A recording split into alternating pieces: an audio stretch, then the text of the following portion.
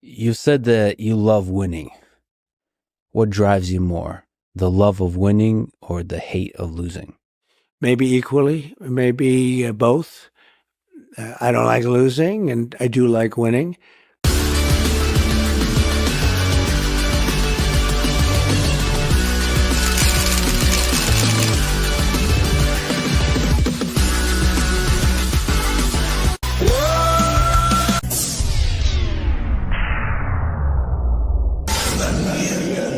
Say his name and he appears. This is a friendship that'll never ever end. Greetings and welcome to Winning Tonight. How's everybody doing this evening? Hope you're all doing and living well. Let me start this show out by thanking all those awesome people in the winner circle who support the channel on a monthly basis. Thank you so much for being part of the solution. Your names are scrolling at the bottom of the screen right there. And a special thanks to Shelly and Wolfram, who also support the channel over on Rumble, which you can too.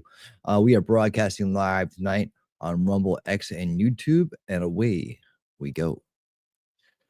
Oh man, what a day, huh? And here we are tonight. On Winning Tonight. Tonight, we're going to review highlights from the Tulsi Gabbard,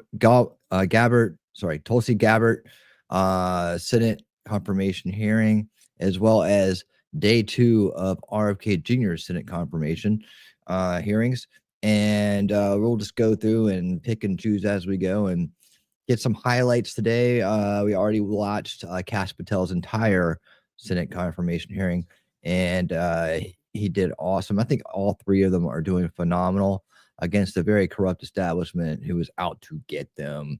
But also, like to say that as far as Senate confirmations go, aren't we batting 1,000 at this point? I don't want to jinx anything, and I don't think I will. But I believe we are knocking them out of the park. So that's a good sign for these 3 and any other ones remaining. I know that there's a few that aren't getting as much attention as these 3. Again, all great picks. I think they're all gonna find their way into the Trump cabinet. And regardless of what you may think about any individuals out there in the cabinet, they all get a shot, right? They all get a shot. They're picked by the chief, and he wants to give them a first run at it. And you all know how it goes. If they don't show up or they pulled a fast one, there's 2 little words, 2 very big words actually, that can be said at any time, and that is you're fired. It doesn't mean a damn thing because we're looking for the very best to do the very best job and to put America first and to reform institutions that need reforming, to weed out the corruption and to drain the swamp. And that's what we intend to do, right? And that's what we're going to do, and we're going to like it. All right. Let me say hello to my VIPs in the front row out there. Wolfram, my friend, how you doing? Thank you for dropping these links. And remember, guys, when you're here, to always listen to the wolf because he knows what he's talking about. He wipes his paws, he lopes in, and he howls.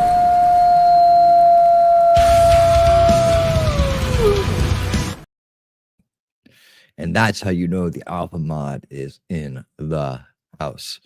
And then we got Heidi. What's up, Heidi? How you doing? How you doing? Good to see you. Thank you so much. And we got Shelly talking trash to our hosts with the mostest. Out there giving hugs and greeting everybody as they come in on all the platforms we're on tonight. And man, we've had a big day. We've had a big day already. And we did what is it? God, how long was the stream this morning? Live chat's on. All right, cool. It was long, wasn't it? It's pretty long, wasn't it? I don't know. It was like 6 hours or so. So yeah, we may be a little hearing saturated, but you know what? It's that time of year, and when they put them back to back like this, I think they're trying to burn people out on them a little bit, or maybe just trying to get all their shit done at one time. I have no idea. It doesn't matter because we're gonna show up because we care. We care, and it does matter. for us, and it does matter for the people who are concerned about this country and its future. Right, guys? Right. Okay. And of course, we got a little bit of a later start tonight because I needed to get a little nap after this morning. But I did that, and we made it. We made it to the nighttime show, and it looks like we'll be able to get all of our stuff in tonight. Let me see here.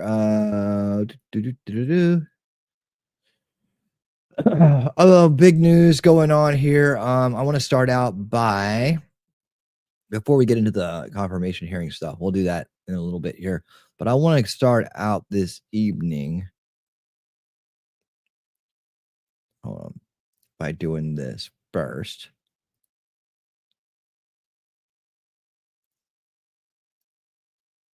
There we go. We'll do that first. All right. And now we're going to do this first.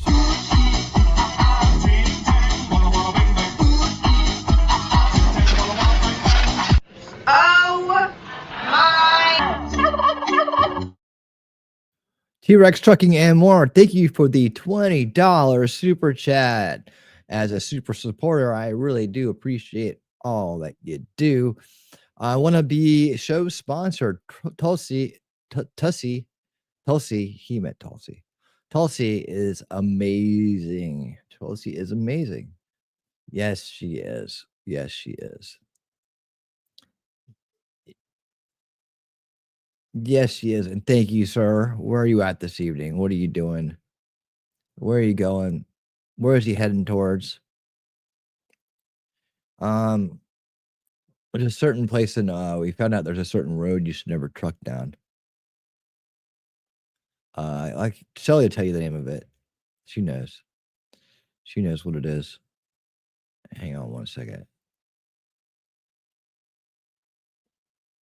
All right. Well, whatever. Devil's Highway. I don't know. What was that thing we watched last night where truckers were getting all messed up when they drove down it? I'm in Columbus, Ohio, heading towards Louisville, then back to Columbus and home for the weekend. Yeah, don't I-95 exit 13A. Be careful around there. Weird things happen. Truckers, weird things happen to truckers around there, man. You be careful, all right? Okay, yeah, this is what I want to start out with right here. Let me get it straight. Thank you for that, T-Rex. I appreciate it. While all the excitement was going on, there has been this aviation incident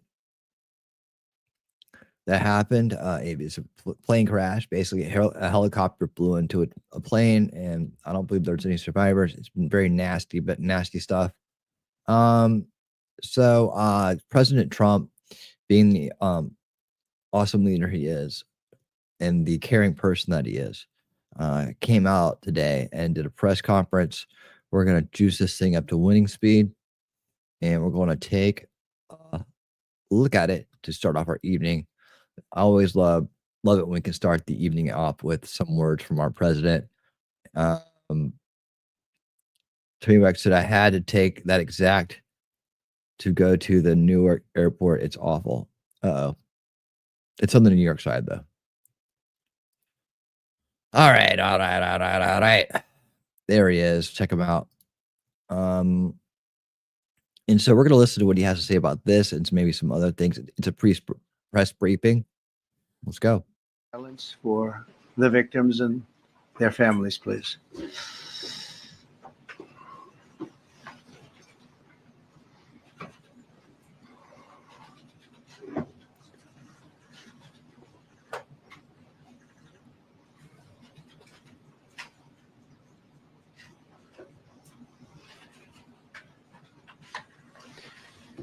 Thank you very much.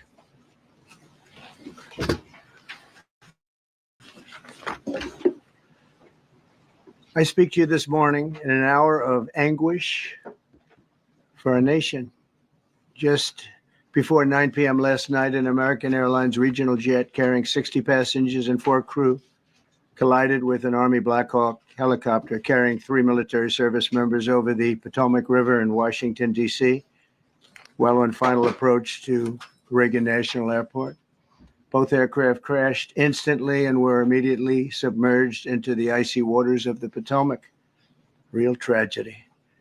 The massive search and rescue mission was underway throughout the night, leveraging every asset at our disposal. And I have to say, the local, state, federal, military, including the United States Coast Guard in particular, they've done a phenomenal job. So quick, so fast. It was mobilized immediately. The work has now shifted to a recovery mission. Sadly, there are no survivors. This was a dark and excruciating night in our nation's capital and in our nation's history, and a tragedy of terrible proportions. As one nation, we grieve for every precious soul that has been taken from us so suddenly. And we are a country of we are in mourning. This is really shaken a lot of people, including people, very sadly, from other nations who were on the flight.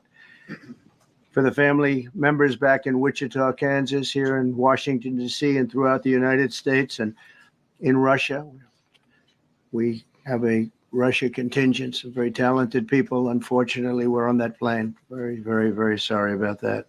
Whose loved ones were aboard the passenger jet. We can only begin to imagine the agony that you're all feeling. Nothing worse.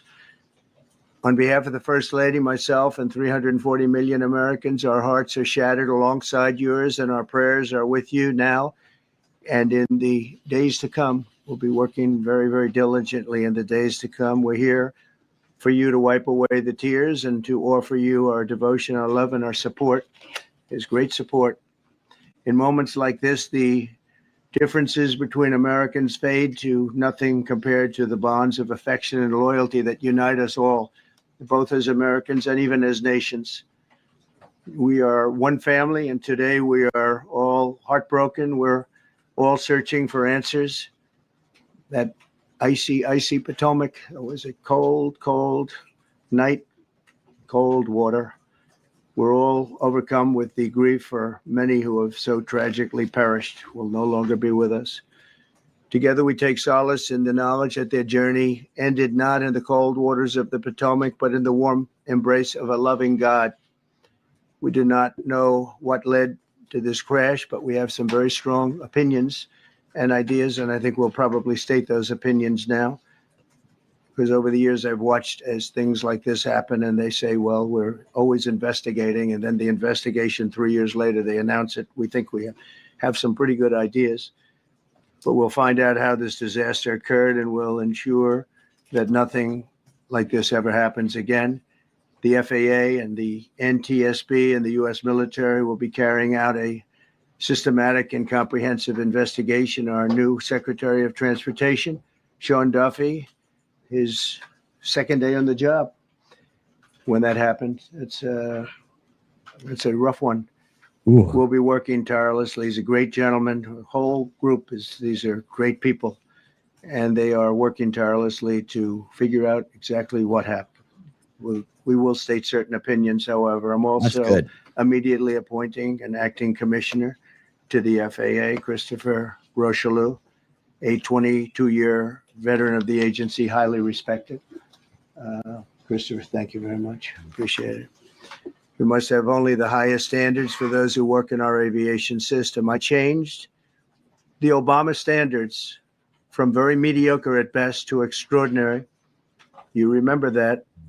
Only the highest aptitude, they have to be the highest intellect and psychologically superior people were allowed to qualify for air traffic controllers.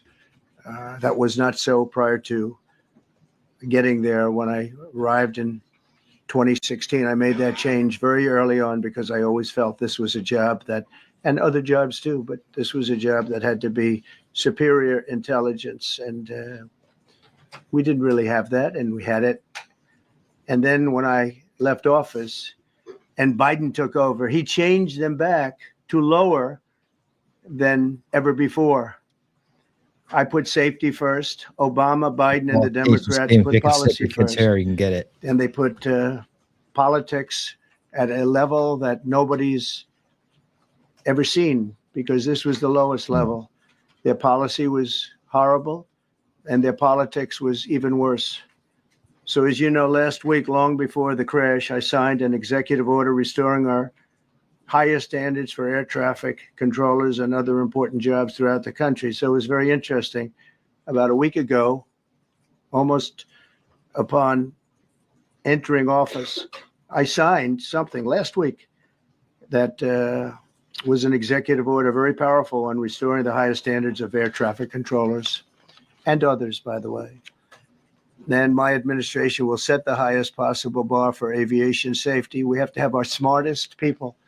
It doesn't matter what they look like, how they speak, who they are. It matters intellect, talent, the word talent. They have to be talented, naturally talented geniuses.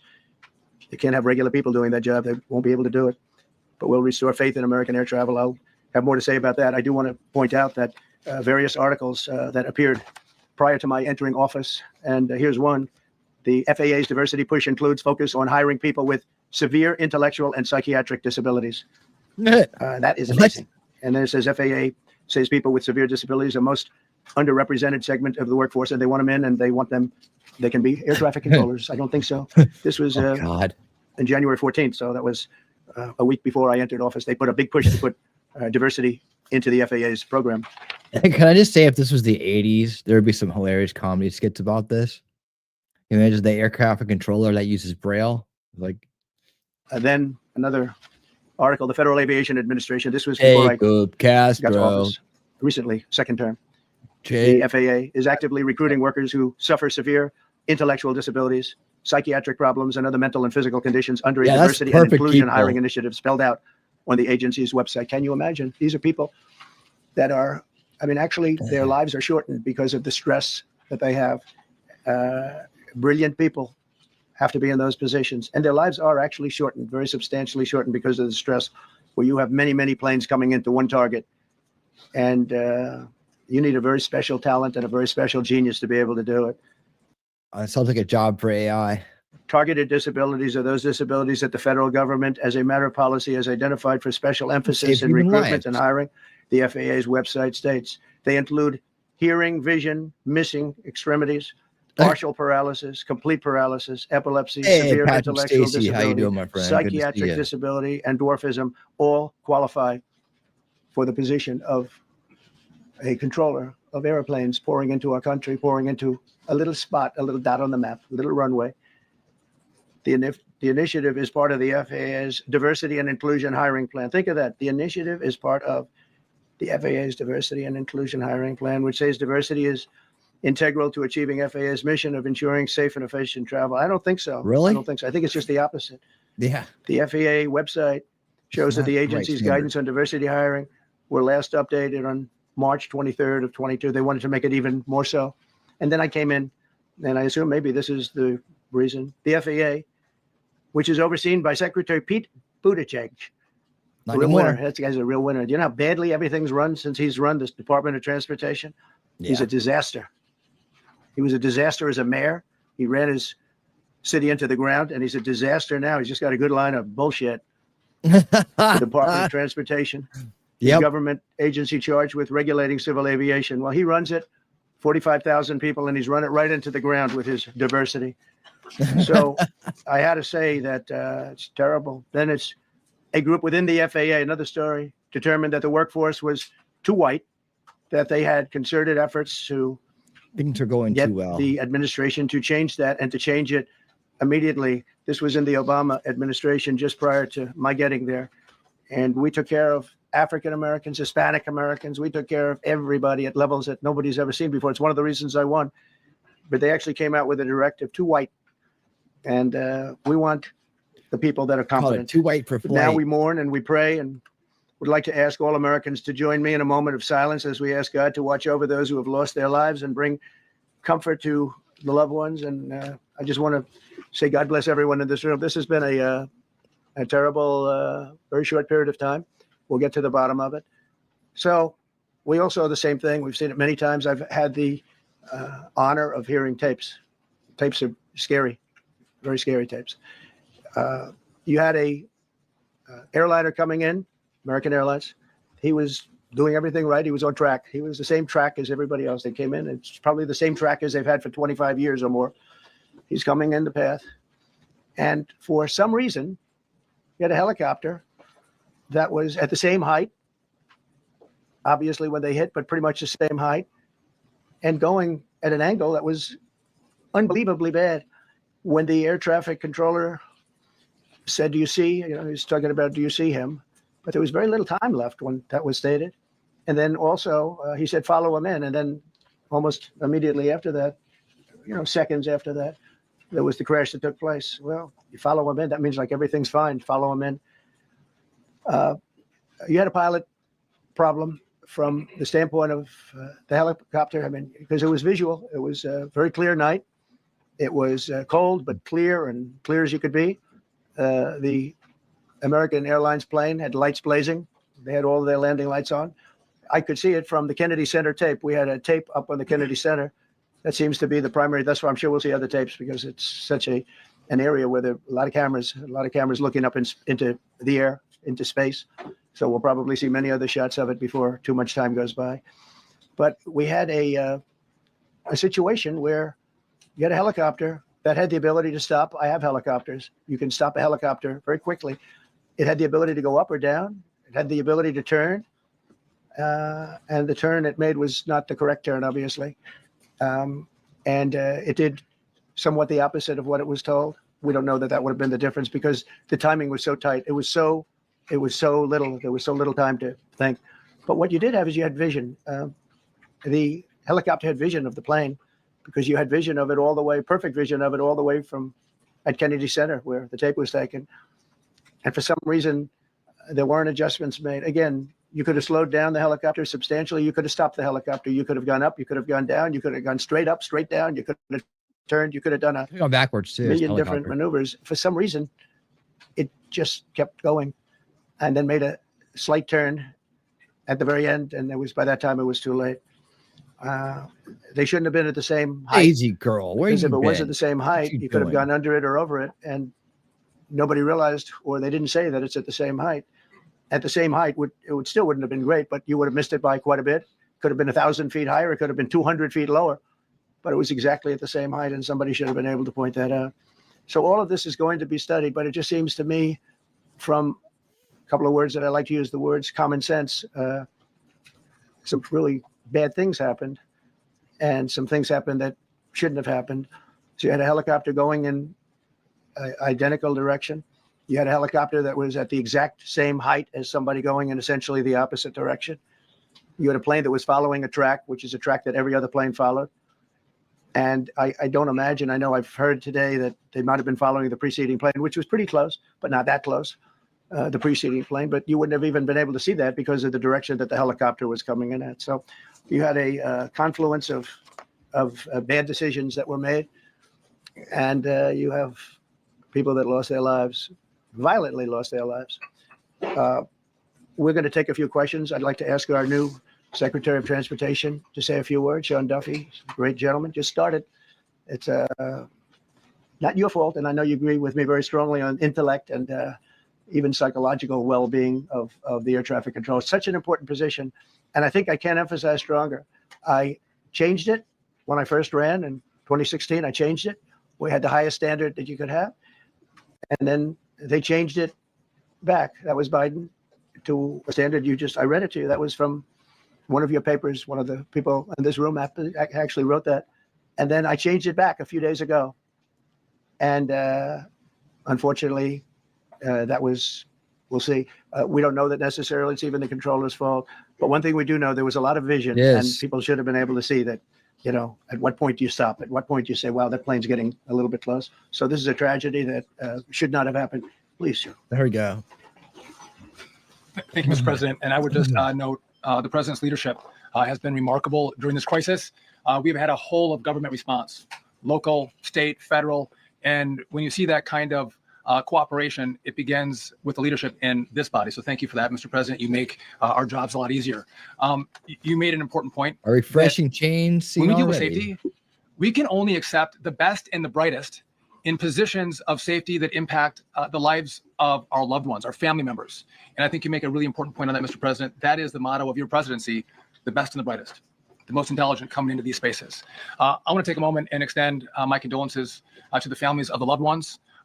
We commit to them that we are going to get to the bottom of this investigation, not in 3 years, not in 4 years, but as quickly as possible with the NTSB, who is here today, as well as the FAA. What happened yesterday shouldn't have happened. It should not have happened. And when Americans take off in airplanes, they should expect to land at their destination. That didn't happen yesterday. That's not acceptable. And so we will not accept excuses. We will not accept passing the buck. We are going to take responsibility at the Department of Transportation and the FAA to make sure we have the reforms that have been dictated by President Trump in place to make sure that these mistakes do not happen again. And again, I want to thank you for your leadership, Mr. President. I appreciate the Rock and roll, the confidence dude. Rock and roll. Pete, would you like to say something? Well, thank you, Mr. President. Again, I want to echo what the Transportation Secretary said about your leadership. The moment we found out about this, we were in contact with the White House trying to determine exactly what happened. I would echo it as well. No excuses. We're going to get to the bottom of this. We first and foremost from the Defense Department want to pass our condolences to the 64 souls and their families that were affected by this. Never should happen. And certainly the 3 service members, the 3 soldiers, young captain, staff sergeant, and CW2 chief warrant officer, on a routine annual retraining of night flights on a standard corridor for a continuity of government mission. The military does dangerous things. It does routine things on the regular basis. Tragically, last night, a mistake was made. I think the president is right. There was some sort of an elevation issue that we have immediately begun investigating at the DOD and Army level. Army CID is on the ground investigating. Top tier aviation assets inside the DOD are investigating, sir, to get to the bottom of it so that it does not happen again, because it's absolutely unacceptable. But I want to echo what the Transportation Secretary and you, Mr. President, said, because it pertains to the DOD as well. We will have the best and brightest in every position possible. As you said in your inaugural, it is colorblind and merit-based. The best leaders possible, whether it's flying Blackhawks and flying airplanes, leading platoons, or in government. The era of DEI is gone at the Defense Department, and we need the best and brightest, whether it's in our air traffic control, or whether it's in our generals, or whether it's throughout government. So thank you for your leadership and courage on that, sir, and we'll stand by you on it. Thank you. All right. JD, please. Well, thank you, Mr. President, for your leadership. I just want to reemphasize something the president said, and you've heard from the Secretary of Transportation and of Defense. There really was a whole of government response. We were all on the phone. We were all communicating yesterday, trying to get to the bottom of this immediately, but also try to communicate with the American people about what happened. Something the president said that I think bears reemphasizing, which is that when you don't have the best standards in who you're hiring, it means on the one hand, you're not getting the best people in government, but on the other hand, it puts stresses on the people who are already there. And I think that is a core part of what President Trump is going to bring and has already brought to Washington, D.C. is we want to hire the best people because we want the best people at air traffic control. And we want to make sure we have enough people at air traffic control who are actually competent to do the job. If you go back to just some of the headlines over the past 10 years, you have many hundreds of people suing the government because they would like to be air traffic controllers, but they were turned away because of the color of their skin. That policy ends under Donald Trump's leadership because safety is the first priority of our aviation industry. Thank you, Mr. President. Mr. President, on DEI and the claims that you've made, are you saying this crash was somehow caused and the result of diversity hiring? And what evidence have you seen to support these claims? It just could have been. We have a high standard. We've had a much higher standard than anybody else. And there are things where you have to go by brain power. You have to go by psychological quality. And psychological quality is a very important element of it. These are various very powerful tests that we put to use, and they were terminated by Biden. And Biden went by a standard that's the exact opposite. So we don't know, but we do know that you had 2 planes at the same level. You had a helicopter and a plane. That shouldn't have happened. And we'll see. We're going to look into that. And we're going to see. But certainly for an air traffic controller, we want the brightest, the smartest, the sharpest. We want somebody that's psychologically superior. And that's what we're going to have. Yeah. Yeah, please, go ahead. Mr. President, you mentioned at the top of the briefing that there were several Russian nationals on the flight. Yes. Will the U.S. government be willing to facilitate the transfer of their remains, considering the fact there is no direct air travel between the 2 countries? We've already been in contact with Russia, and the answer is yes, we will facilitate. Yes. Please, go ahead. Thank you, Mr. President. The situation in the Democratic Republic of the Congo is getting worse, even though President John Lorenzo has been mediating the conflict between Rwanda and the Democratic Republic of the Congo because he wants to bring peace and stability. the situation is really bad right now. I want to hear from Ms. President if you have any plan in the future to bring peace in the Well, you're Democratic asking me a Republic question of the about Congo. Rwanda, and it is a very serious problem. I agree, but I don't think it's appropriate right now to talk about it. But it is a very serious problem. You even yet know the names of the 67 people who were killed, and you are blaming Democrats and DEI policies and air traffic control, and seemingly the member of the U.S. military who was flying that Black Hawk helicopter. Don't you think you're getting ahead of the investigation right now? No, I don't think so at all. I don't think with the names of the people. You mean the names of the people that are on the plane?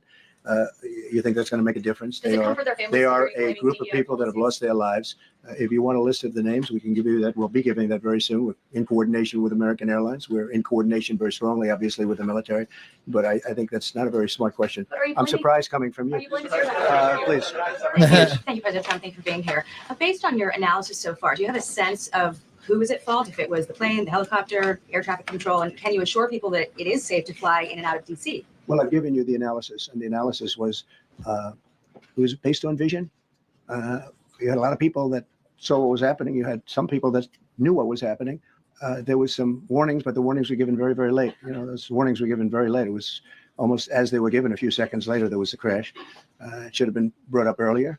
But the people in the helicopter should have seen where they were going. I can't imagine people with 20/20 vision not seeing, you know, what's happening up there. Again, they shouldn't have been at the same height. You're going in reverse directions or sideways directions. Obviously, you want to be at different heights. I see it all the time when I'm flying. You have planes going in the opposite. They're always lower. We're higher.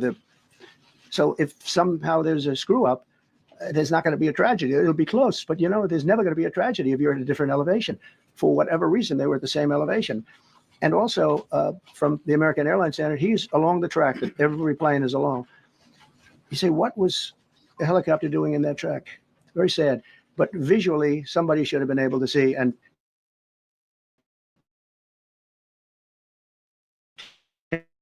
take that helicopter out of play.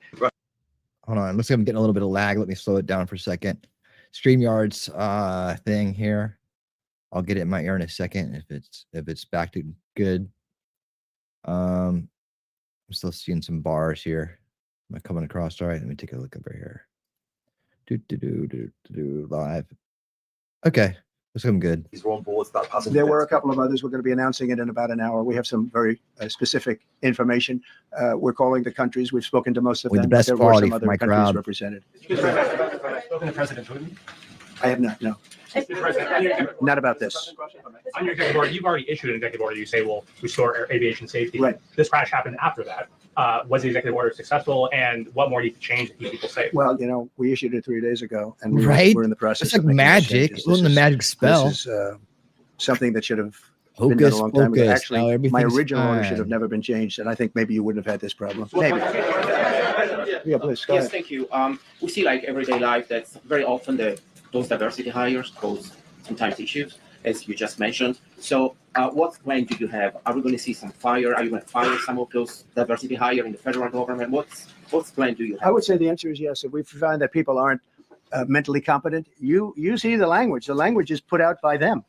And if you see that, I'm not going to bore you by reading it again, but these are not people that should be doing this particular job. They'd be very good for certain jobs, but not people that should be doing this particular job. Mr. President, you have today blamed the diversity elements, but then told us that you weren't sure that the controllers made any mistake. You then said perhaps the helicopter pilots were the ones who made the mistake. It's all under investigation. I understand that. That's why I'm trying to figure out how you can come to the conclusion right now that diversity had something to do with this crash. Because I have common sense. Okay. And unfortunately, a lot of people don't. We want brilliant people doing this. This is a major chess game at the highest level. When you have 60 planes coming in during a short period of time, and they're all coming in different directions, and you're dealing with very high-level computer work and very complex computers. And one of the other things I will tell you is that the systems that were built, I was going to rebuild the entire system, and then we had an election that didn't turn out the way it should have. But they didn't build the systems properly. They spent a lot of money renovating a system, spending much more money than they would have spent if they bought a new system for air traffic controllers, meaning the computerized systems. There are certain companies that do a very good job. They didn't use those companies. They used companies that should not have been doing it. No, I think it's very important to understand that for some jobs, and not only this, but air traffic controllers, they have to be at the highest level of genius. Okay. I want to ask you about the ice skaters in a moment because the U.S. Ice Skating Committee was affected. But first, if I can, the cited FAA text that you read is real. But the implication that this policy is new or that it stems from efforts that began under President Biden or the Transportation Secretary Pete Buttigieg is demonstrably false. It's been on the FAA's website. No, it's on the website. The FAA's website. It was there in 2013. It was there for the entirety. What I read. It was there for the entirety of your administration too. So my question is, why didn't you change the policy during your first administration? I did change it. I changed the Obama policy, and we had a very good policy. And then Biden came in and he changed it. And then when I came in 2 days, 3 days ago, I signed a new order bringing it to the highest level of intelligence. That guy was ignorant, man. He's like, it was there, but during your administration, he goes, no, he changed the Obama. Obama was 2008 and 2012, right? He was 2016. So there's a guy who was jumping in there to show for the establishment and completely made a fool out of himself. And then Trump had explained all this already. So he obviously was doing this to try to create some optics. Quiet. Welcome back. Quiet. You mentioned that a vision was probably the problem that was at issue in this crash. There's been some reports that one of the pilots in the helicopter may have been using night vision equipment. Was there any? I heard that. We don't know. We're going to know that pretty soon. It may change your view plane if you do have the night vision. So it's very possible that could have happened.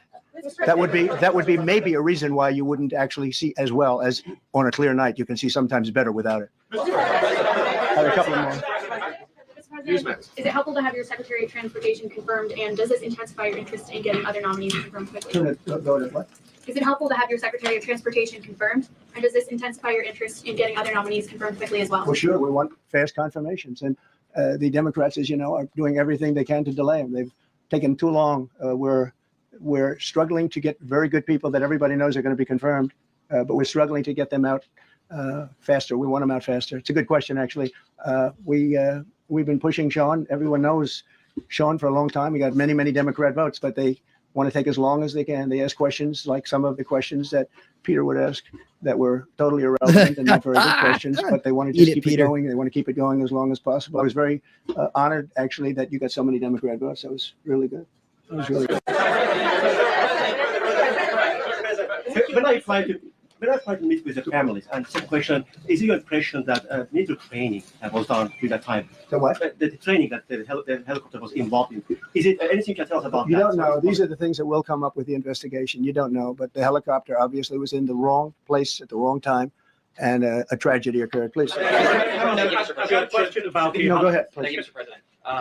You've been critical of the current regulations, and you've called for big reforms at FAA. I'm curious, sir. I made the reforms. What is your message? 3 days ago, I made. Yes, sir. What is your message then to the American public in the weeks and months ahead? Should they feel hesitant to fly? And if you could clarify perhaps something that the Secretary said when he said that this helicopter went on a continuity of government mission. I don't know what that refers to, but they were practicing. They do that. They call it practicing, and they were, and that's something that should be done. It's only continuity in the sense that we want to have very good people, and that has to be in continuity, and that's what they refer to. But it was basically practice, and it was a practice that worked out very, very badly. Okay? Real quick, if you're out there, please hit the thumbs up button. It helps with the algorithm. It helps, especially on the Rumble side. We're counting on you guys. That last question was so ridiculous. I mean, if it was dangerous, planes would be running into each other and falling out of the sky all the time. Like this was an accident. It happened. It was not between commercial airliners and, it was between a military helicopter and an airliner. One was on a training mission. And it's unfortunate, right? But I think some of the questions are, you got a chance to ask Donald Trump a question or, a report on something. Are you going to ask a question that dumb? There's some really bad reporters out there that ask some really stupid questions, man. It's like, you try and tell people to stop flying, sir. It's like, no, people are flying safely right now. Like, around the clock, every day, in every place you can imagine. They're flying safely. This is an unfortunate event, and they're going to try to fix it, but as best they can. Better people, better equipment. Root cause analysis was what it takes, right? It's like, and then some of them are like, well, you signed an executive order. Why isn't it everything fixed? And it's like, what planet are you on, bro? on his question, the first question, should people be hesitant to fly right now? No, not at all. I've not hesitated to fly. This is something that it's been many years that something like this has happened. And the collision is just something that we don't expect ever to happen again. We are going to have the highest level people. We've already hired some of the people that you've already hired for that position long before we knew about this. I mean, long before, from the time I came in, we started going out and getting the best people because I said it's not appropriate what they're doing. I think it's a tremendous mistake. You know, they like to do things and they like to take them too far. And this is sometimes what ends up happening. Now, with that, I'm not blaming the controller. I'm saying there are things that you could question, like the height of the helicopter, the height of the plane being at the same level and going in opposite directions. It's not a positive. But no, we're already hiring people. No, flying is very safe. We have the safest flying anywhere in the world, and we'll keep it that way. Thank you all very much. Thank you very much. All right, there you have it. There we have it. I had another one, but I think we're fine with the with this press conference right here about the flight. More to come on that, I'm sure. But you know, one-off.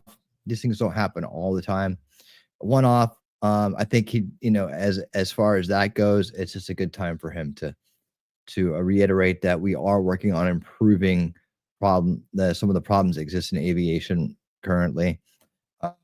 Prior to the election, there was a lot of issues with planes and maintenance and things like that. The choice of employment and practices came up.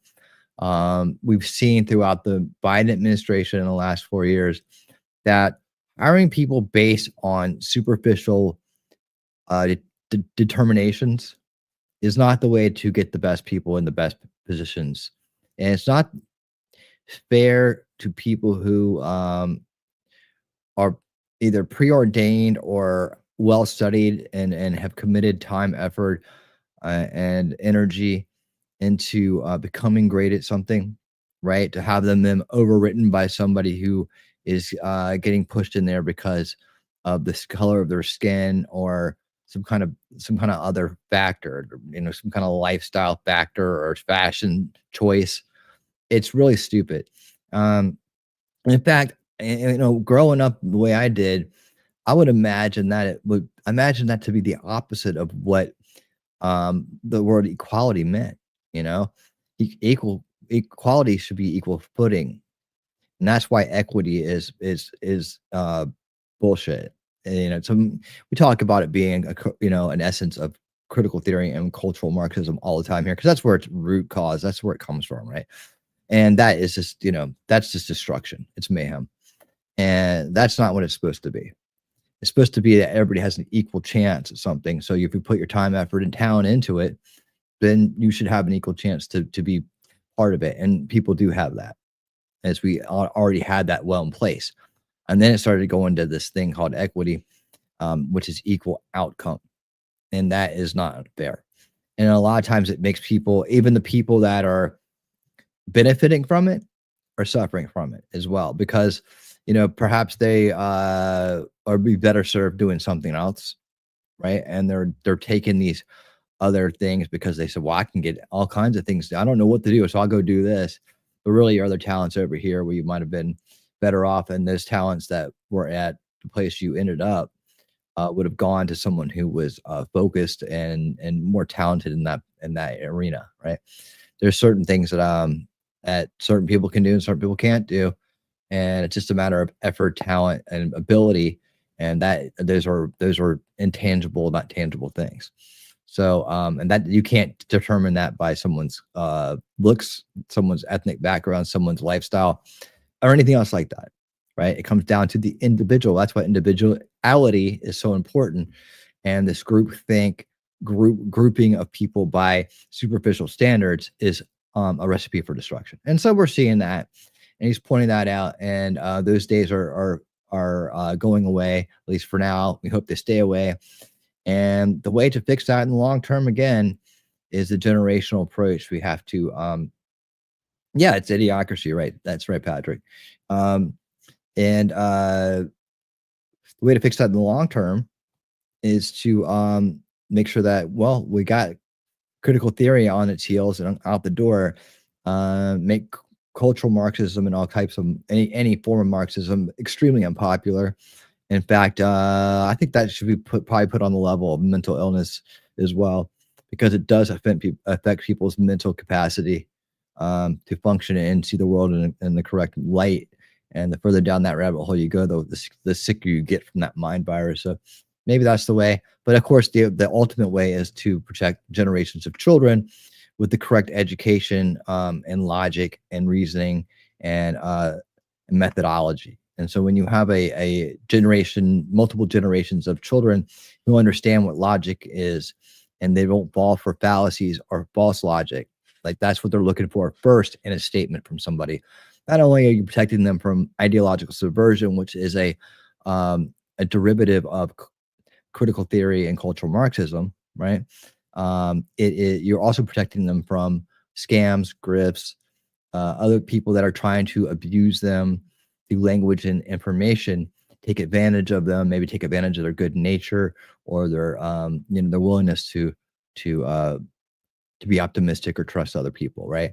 And when you have that foundation of logic, you're less likely to be taken in by bad ideas like Marxism, or bad ideas like some smooth talking grifter who's trying to talk you into believing something that they don't even know is true themselves, So that's the way we do it, and hopefully over time we can get there. But right now, the first steps are being made. The first steps are we're taking those first steps right now towards doing that, and that really is getting back to a merit-based meritocracy society, right? A merit-based approach to things. And it's also about getting the mind virus out of education. And it'll take, just baby steps.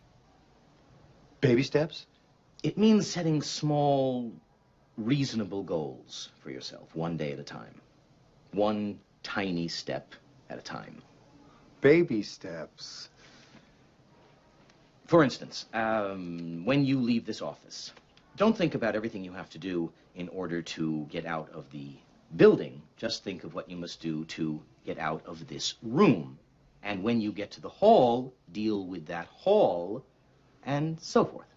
You see? Baby steps. Baby steps. Oh, boy.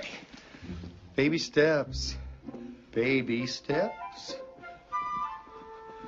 Baby steps through the office. Baby steps out the door. It works. It works. There you go. It works. Baby steps work. That was the long version of baby steps. I forgot I had that one. I forgot I had that one. There you go. Good old flashback to baby steps, starring our very own T-Rex Trucking and more. I'm sailing. You should do. I did it. That was one of the first ones I did. In fact, let's see. Hold on. What was the first one we did, Shelley? I mean, as far as adding movies to old school Watch Party Sunday, we used to do documentaries, right? That was kind of an addendum, an extra show to help me move through Unveiling Reality series, right? The Veils of Perception series. And going back and watching the old documentaries I watched 10, 15 years ago, and kind of walking people through the waking up process and what it was like back then, right? Taking them on it was retro, but it was also great because back then they made documentaries to share and try to enlighten people as best they could. And they weren't tucked behind paywalls, right? So hang on a second. All right. So, but I did do that one. I can't remember if it was one of the first ones. It may have been the very first one. Can somebody check on that for Memento? I can't remember which one it was. I know it was one of the first ones, if not the first one. But that was the idea, right? So we kind of watched that as an indication of where things may head, if we don't turn things around. I remember PCU was another one that we watched up front. That one was great. Back in the 80s, almost predictive in a way. A politically correct university. That one was a lot of fun too. That's kind of like more like not far future, but was kind of like it was kind of predicting the future in a way. The politically correct university, but in the end, everybody got along because they all ended up at a party with George Clinton and P-Funk, and they all danced and stuff. So that was cool. That I don't know that you may have been around then. I don't know. You've been hanging out for a very long time, Memento, so I'm not sure. But yeah, I know that pro wrestling is mindless dribble, but I'm still excited for the Royal Rumble this weekend. Yeah, Shelly and I too. We're both excited for the Royal Rumble. That's why I'm not going to be on Saturday night. So yeah, we got our own hub. It's fun. It's actually better than it's ever been. And since we're homebodies, we enjoy watching that kind of stuff, and my son enjoys watching it as well. So, you know what? It is fun. You know, we all get it. We all get it, what it's all about, but it's some fun. And those guys really do get hurt, and they really do have to be great athletes to do what they do. So without going off on a sidetrack there about professional wrestling, it's not as stupid as people make it out to be. At the same time, everybody's realistic about it. So what we're gonna do now, you want Sami Zayn to win? Oh no, yeah, we're big fans. We're big fans. We watch all the shows, all the pay-per-views. We watch them every week. We don't watch NXT. We don't watch AEW. But we do watch SmackDown, Raw, and anything else that comes up. So we're at all of them. Special events, pay-per-views. We're watching all of them. You know, now they got Netflix for Raw, and we'll be watching the Royal Rumble. I don't know who I want to win the Royal Rumble. I think doesn't it feel like somebody's going to win that's supposed to, you know, challenge at WrestleMania for Cody or Gunther? I don't know. It almost feels like it's going to be a Gunther year versus a Cody year. I don't know as far as like who gets chosen. Based on last week, I'm sorry, most of the crowd doesn't know this. I'm going to lose them if I keep talking about it. All right, this is what we're going to do. We're going to get into our. Is this what I wanted to do next? Hold on. I do want to do this next, but let me see. Did I have anything else in top news updates? Let's see. We're probably going to get through. I tell you what, we'll come back around the top news and updates after we get through a lot of these. We did so much coverage of these hearings the last 2 days. It's been like, whoa, it's been a lot. I mean, we did a 6-hour stream today. We did 5 hours yesterday, and then a nighttime stream for the UFO alien rabbit hole with, you know, those two different narratives going on. That was a lot of fun. You gotta, if you don't know about that show and what we're doing and what I'm doing with that, come see it. It's a lot of fun. You'll get a lot more comedy out of that. I think you get a lot more comedy, and it really is fun breaking down how these grifts work on people, you know, how they work. When you slow these guys down, you realize they come across seeming so official and so like, oh yeah, we're on this mission and we have all this information. And then when you slow them down, you really think about what they're saying, and you remember the things they have said and how things get built out, you realize they're just full of shit. You know, and like Stephen Greer basically is passing himself off as the chosen one, yet he can't seem to get the job done in about 4 or 5 decades of doing it. You know, I can go on and on about that too. Just come show up to one of those shows. I'm gonna have another one this Sunday in lieu of Old School Watch Party Sunday. I probably could, because there's so many interviews, there's so much alien UFO stuff coming out right now.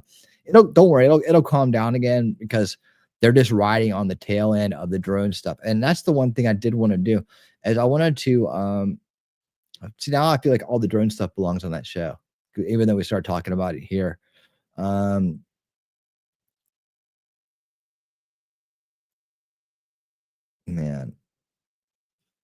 got that. Yeah, let's just get into it's hearing day. Why not? Let's just get into it. I'm sure people saw the thumbnail and the title, and that's what they're here to see. So let me just get into it and let's go. Oh yeah, thank you. There's the podcast playlist. If you want to watch that, Degrifting Stephen Greer Forever playlist, that's a good one. I'm just basically him. Unveiling Reality is another one where they're all kind of starting to fall into that playlist as well. Like all these are basically on that playlist, along with the other ones I'm doing right now, the new ones. I don't have a special series for it. I guess maybe I should. But I got so many. I got the Degrifting, or the UFO alien rabbit hole playlist as well. So that one goes way back to an entire 10 episode, I think 10 or 11, 12 episode series I did back to back that walks you through the rabbit hole from the beginning to the end, from ancient aliens to the Galactic Federation of Light and Gaia Network and super soldiers, that these guys who've been in this script for so long, they think that they can transdimensionally shift to different dimensions and different planets with their mind and blow them up. They're hilarious. I mean, it's absolutely hilarious. And once you see it, you realize one thing: we've never been shown any proof whatsoever that we've ever been visited by aliens in any way, shape, or form. No one out there is truly legitimate on this front. And it's probably likely that there's some kind of alien life form out there in this great big beautiful universe of ours, but it's highly unlikely that we've run into them yet. And it's just really our imaginations at play and people taking advantage of those imaginations, and in terms of covering up certain military programs for national defense or for arms races or whatever, to maintain our military power or to have the latest technology, not have people steal it from us because everybody wants to, and with people like Greer and others who are conspiracy grifters who make a lot of money. Stephen Greer's worth $6.6 million, and he didn't make that in his 10 years of being an emergency room doctor. I guarantee you that. So it's a very lucrative business to be in, and it makes a lot of money if you could sell the conspiratainment aspect of it, which I simply can't. I mean, I probably could. I just don't. I have a conscience and I have a soul, and I can't make money that way and feel good about myself. I wish I could. I wish I could just scam everybody. I'd be rich, but I can't. I'm the guy that's here to not do that. And maybe that one day will be more attractive to people than being grifted. So you just never know. But hey, Scott, how you doing, man? Let's get into this. We got a 10-minute intro from Tulsi. What we'll do, since we just did RFK yesterday, right? We're gonna go back and hit his highlights. I mean, a lot of them are gonna be kind of the same. I believe the way the establishment works in these situations is they have a set of attack strategies, right? And they all share in the attack strategies. And then even if another person has already hit the attack, another person will come right behind them and do the same attack again. Even if they've been corrected and they've been debunked and they've been, set straight, another person will come in and act like they didn't hear it. That's just what they're doing is they're shopping, they're optics shopping. Like it's not they're already not going to vote for the person, right? So it's not like they're trying to prove anything. They're not trying to understand them better so they can change their mind. They're really not trying to figure out whether they're going to vote for them or not when it comes to the swamp creatures. They already know what they're going to do. Now it's about trying to make them look bad, trying to make them feel bad, real narcissistic shit, and then also create optics for the establishment media to use to then manipulate the public with. See how they reacted? See? And they soundbite it. They try to soundbite it. So how people react to this and how they answer this is key, right? Usually the first things back out of your mouth from start to, I mean, that's why Cash did such a great job today. They didn't have hardly any gotcha moments. I knew he would be strong with his background. He would be strong and good at handling that. So now we're going to see how, I know Robert did pretty good. Bobby did pretty good yesterday on his, did pretty good. He had a few moments where he got a little frustrated, and I get it. But they were really hitting him with a lot of stuff. The thing about Tulsi and Bobby Kennedy is that they both came over from the other side, right? So they have a lot of sound bites out there already. Now they're going to hit Tulsi today. They're going to hit her with a lot of her criticism of Trump, and she's going to have to, we'll see how she does with that, right? But I know Trump wouldn't have picked her or Bobby if he didn't think they could handle it. And I know that they have been, preparing for it. So let's take a look at Tulsi Gabbard's opening statements. Now just to tell you guys, we did catch about 30 minutes of this live today while the Kash Patel hearing was on break. And in that 30 minutes, what we caught was like the last 30 minutes of Tulsi's thing. So we got all the way, we got to the last 30 minutes of it. And that's all there was. So hers was a little bit shorter. There was a closed session at the end because it's intelligence, I guess. But so there is a good chunk of this we've seen already. So we're gonna kind of try to focus on the first half of it. There you go. That's what I'm trying to say. So Miss Gabbard, Tulsi, take it away. Medal of Honor recipients and patriots, thank you for your love and support. I'm honored and grateful to President Trump for his trust and confidence in nominating me to serve our country as the Director of National Intelligence at a time when trust in the intelligence community, unfortunately, is at an all-time low. Chuck Schumer admitted a few years ago, quote, "You take on the intelligence community, they have 6 ways from Sunday at getting back at you." For too long, faulty, inadequate, or weaponized intelligence have led to costly failures and the undermining of our national security and God-given freedoms enshrined in the Constitution. The most obvious example of one of these failures is our invasion of Iraq based upon a total fabrication or complete failure of intelligence. This disastrous decision led to the deaths of tens of thousands of American soldiers, millions of people in the Middle East, mass migration, destabilization, and undermining of the security and stability of our European allies, the rise of ISIS, strengthening of Al-Qaeda and other Islamist jihadist groups, and strengthening Iran. Here are just a few other examples. The American people elected Donald Trump as their president not once, but twice. And yet the FBI and intelligence agencies were politicized by his opponents to undermine his presidency and falsely portray him as a puppet of Putin. Title I of FISA was used illegally to obtain a warrant to spy on Trump campaign advisor Carter Page, using a Clinton campaign-funded false dossier as their so-called evidence. Biden campaign advisor Tony Blinken was the impetus for the 51 former senior intelligence officials' letter dismissing Hunter Biden's laptop as disinformation specifically to help Biden win the election. Former DNI James Clapper lied to this committee in 2013, denying the existence of programs that facilitated the mass collection of millions of Americans' phone and internet records, yet was never held accountable. Under John Brennan's leadership, the CIA abused its power to spy on Congress, to dodge oversight, lied about doing it until he was caught, and yet has never been held responsible. Under Biden, the FBI abused its power for political reasons to try to surveil Catholics who attend traditional Latin Mass, labeling them as quote-unquote radical traditionalist Catholics. Personally, just 24 hours after I criticized Kamala Harris and her nomination, I was placed on a secret domestic terror watch list called Quiet Skies. Sadly, there are more examples. The bottom line is this must end.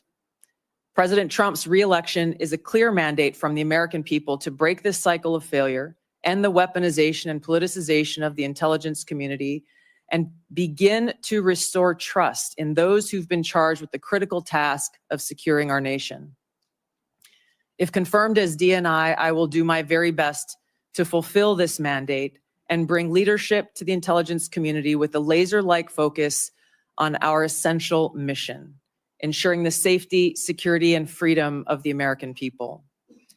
As the president's principal intelligence advisor, I'll begin by leading by example, checking my own personal views at the door, and committing to delivering intelligence that is collected, analyzed, and reported without bias, prejudice, or political influence. I enlisted in the Army because of the horrific terrorist attack on September 11th and volunteered to deploy to Iraq in 2005, where I served in a medical unit. After nearly 22 years in uniform with 3 combat deployments to the Middle East and Africa, I'm now a lieutenant colonel in the U.S. Army Reserve, where I serve as a battalion commander of soldiers in Oklahoma, Missouri, and Arkansas. I served in Congress for 8 years on the Homeland Security, Foreign Affairs, and Armed Services committees. And it's my experience in the military and in the halls of Congress that have given me a deep understanding of the complex challenges that our nation faces. In both roles, engaging with world leaders, in both roles, being privy to highly classified intelligence. So I know firsthand how essential accurate, unbiased, and timely intelligence is to the president, to Congress, and to our warfighters. I also know the heavy cost of intelligence failures and abuses. Senator Collins, you led the creation of ODNI specifically to address those intelligence failures of 9/11 and Iraq's so-called WMDs. The need for the ODNI under strong leadership still exists today. If confirmed, I'll bring my experience and fresh eyes to leading the intelligence community.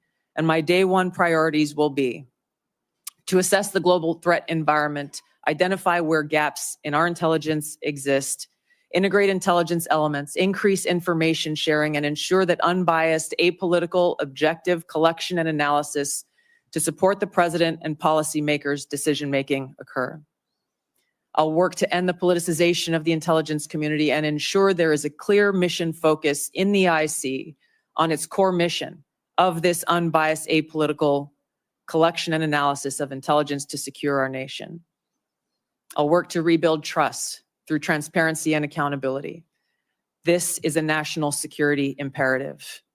And I'll work to assess and address efficiencies, redundancies, and effectiveness across ODNI to ensure focus of personnel and resources is on our core mission of national security. Now, in my meetings that I've had with many of you, you expressed bipartisan frustration about recent intelligence failures, as well as the lack of responsiveness to your requests for information. Whether it's the surprise October 7th Hamas terrorist attack, to the sudden takeover of Syria by Islamist extremists, failures to identify the source of COVID, anomalous health incidents, UAPs, drones, and more. If confirmed, I look forward to working with you to address these issues. Ensuring the safety, security, and freedom of the American people is a mandate of leadership that rises above partisan politics. If confirmed, my commitment to the president, to you, and to the American people is this: I will do my very best to find the truth, no matter where it leads, and share that truth with President Trump, his advisors, and you in Congress, providing you with that unbiased, timely, and accurate intelligence as you make the tough decisions that'll impact the safety, security, and freedom of the American people. Now, before I close, I want to warn the American people who are watching at home. You may hear lies and smears in this hearing that'll challenge my loyalty to and my love for our country.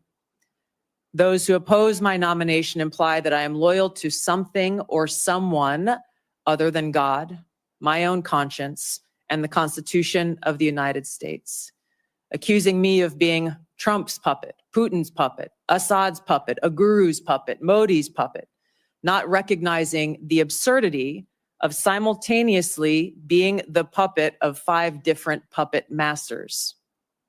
The same tactic was used against President Trump and failed. The American people elected President Trump with a decisive victory and mandate for change. The fact is, what truly unsettles my political opponents is I refuse to be their puppet. I have no love for Assad or Gaddafi or any dictator.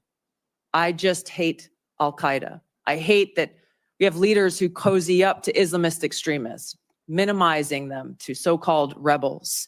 As Jake Sullivan said to Hillary Clinton, quote, Al-Qaeda is on our side in Syria. Well, Syria is now controlled by an Al-Qaeda offshoot, HTS, led by an Islamist jihadist who danced in the streets on 9/11 and who was responsible for the killing of many American service members.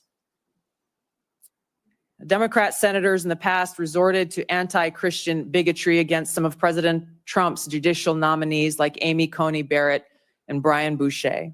I condemn those actions as a Democrat in Congress at the time, as religious bigotry must be thoroughly condemned by all of us, no matter the religion. Unfortunately, there are some Democrat senators who still don't understand the principle of freedom of religion and Article 6 of the Constitution. Quote, no religious test shall ever be required as a qualification to any office or public trust under the United States.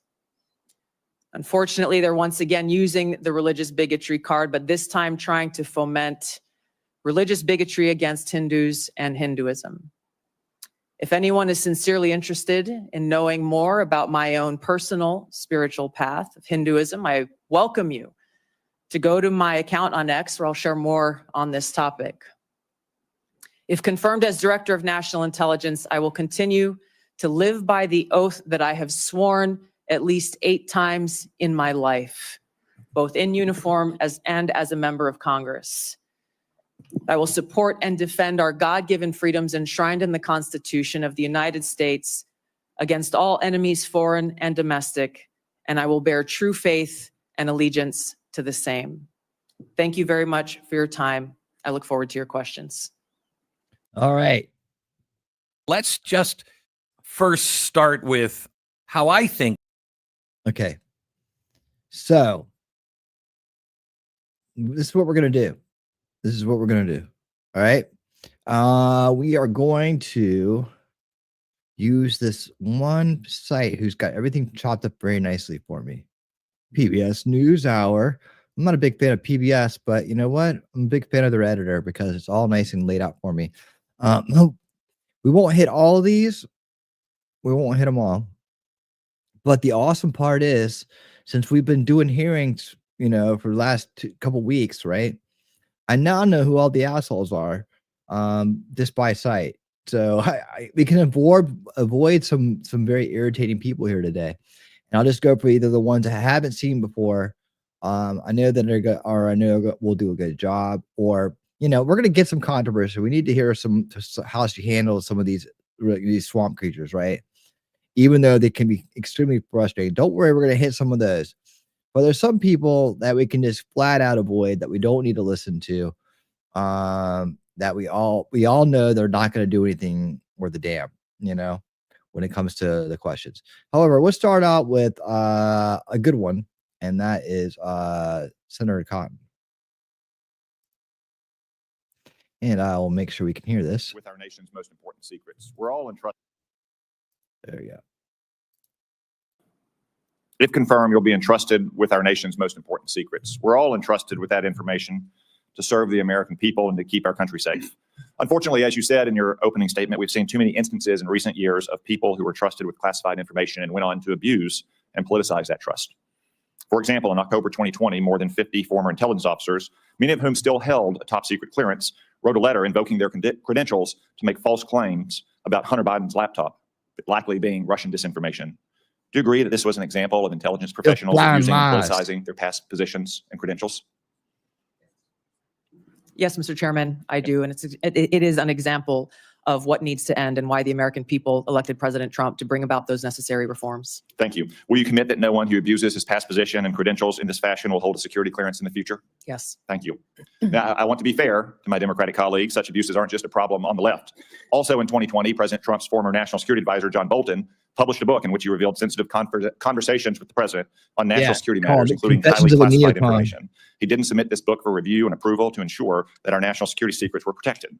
Do you agree that John Bolton's actions likewise undermine public trust? Yes, Mr. Chairman. Will you commit that no one who so abuses his past position and risks the exposure of classified information by publishing a book without submitting it for review and getting approval before publication will hold a security clearance again or be trusted with classified information again? Yes. Thank you. Let's move on to the topic of ODNI reform that I mentioned in my opening statement. Congress originally envisioned. Okay, yeah. And if anybody wants to make recommendations about certain senators that we should review, maybe they saw a little bit of it, or you know, whatever. Maybe she had some good moments. Just throw them out in the chat. I'm listening to you.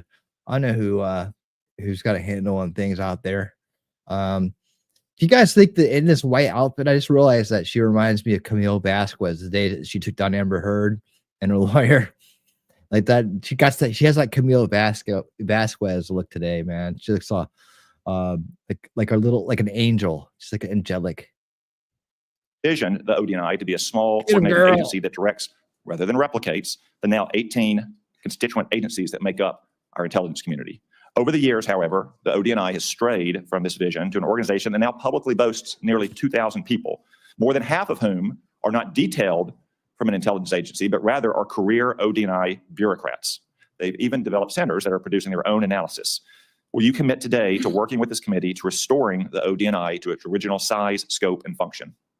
Yes, Senator, I look forward to working with you and the committee as I, if confirmed, assess the current status of who is working in the ODNI and the function that they fulfilled to make sure of its effectiveness and elimination of redundancies and bloating. I mean, dude, she looks like she should be in like one of those heaven movies or whatever. Like she's like comes down, hello, I am an angel. I work for God. I mean, look at that. She's stunning, like with the dark hair and the tan skin and that just white on white on white. It's like bam. You know, it's she's got a very stunning yet what do you call it, Shelley? You said angelic appearance, right? Very pure. I'm pure. I'm Hawaiian pure. Hawaiian tropic, baby. Let's go. Thank you. Do you support some of the policy proposals I mentioned in my opening statement about capping the size of the ODNI, eliminating ODNI taxes, returning employees back to their home agencies to do real intelligence work?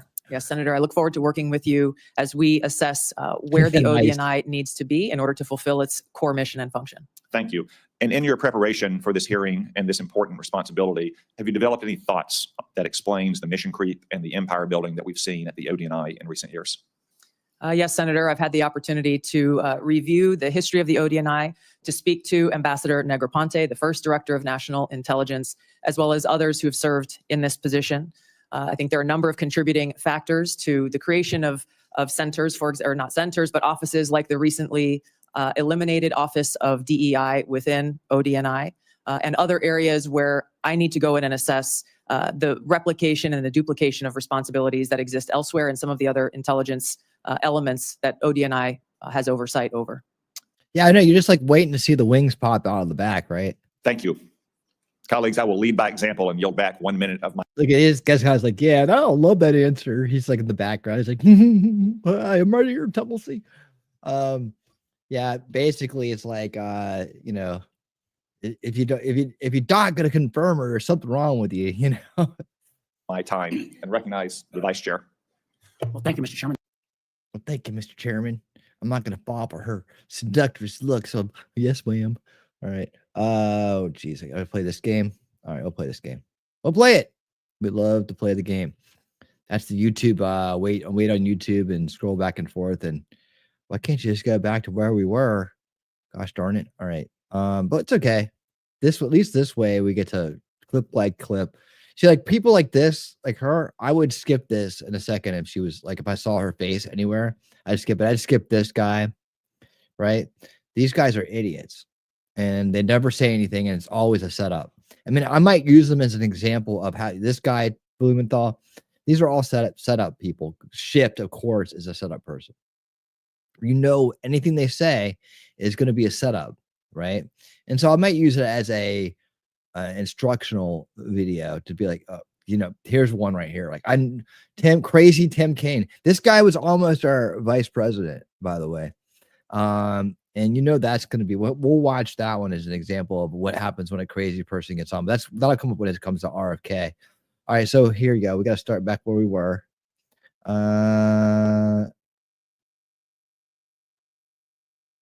Sam Wyden is another one. Lion Wyden. Yeah, we saw him the other day too. But where should we go next? Let's see. Opening statement. There we go. Okay, so that's the one we were on. Oh God, Senator Warren. These guys are just so irritating. Like, okay, we got to do something though. We got to do something. 6 minutes, 7 minutes.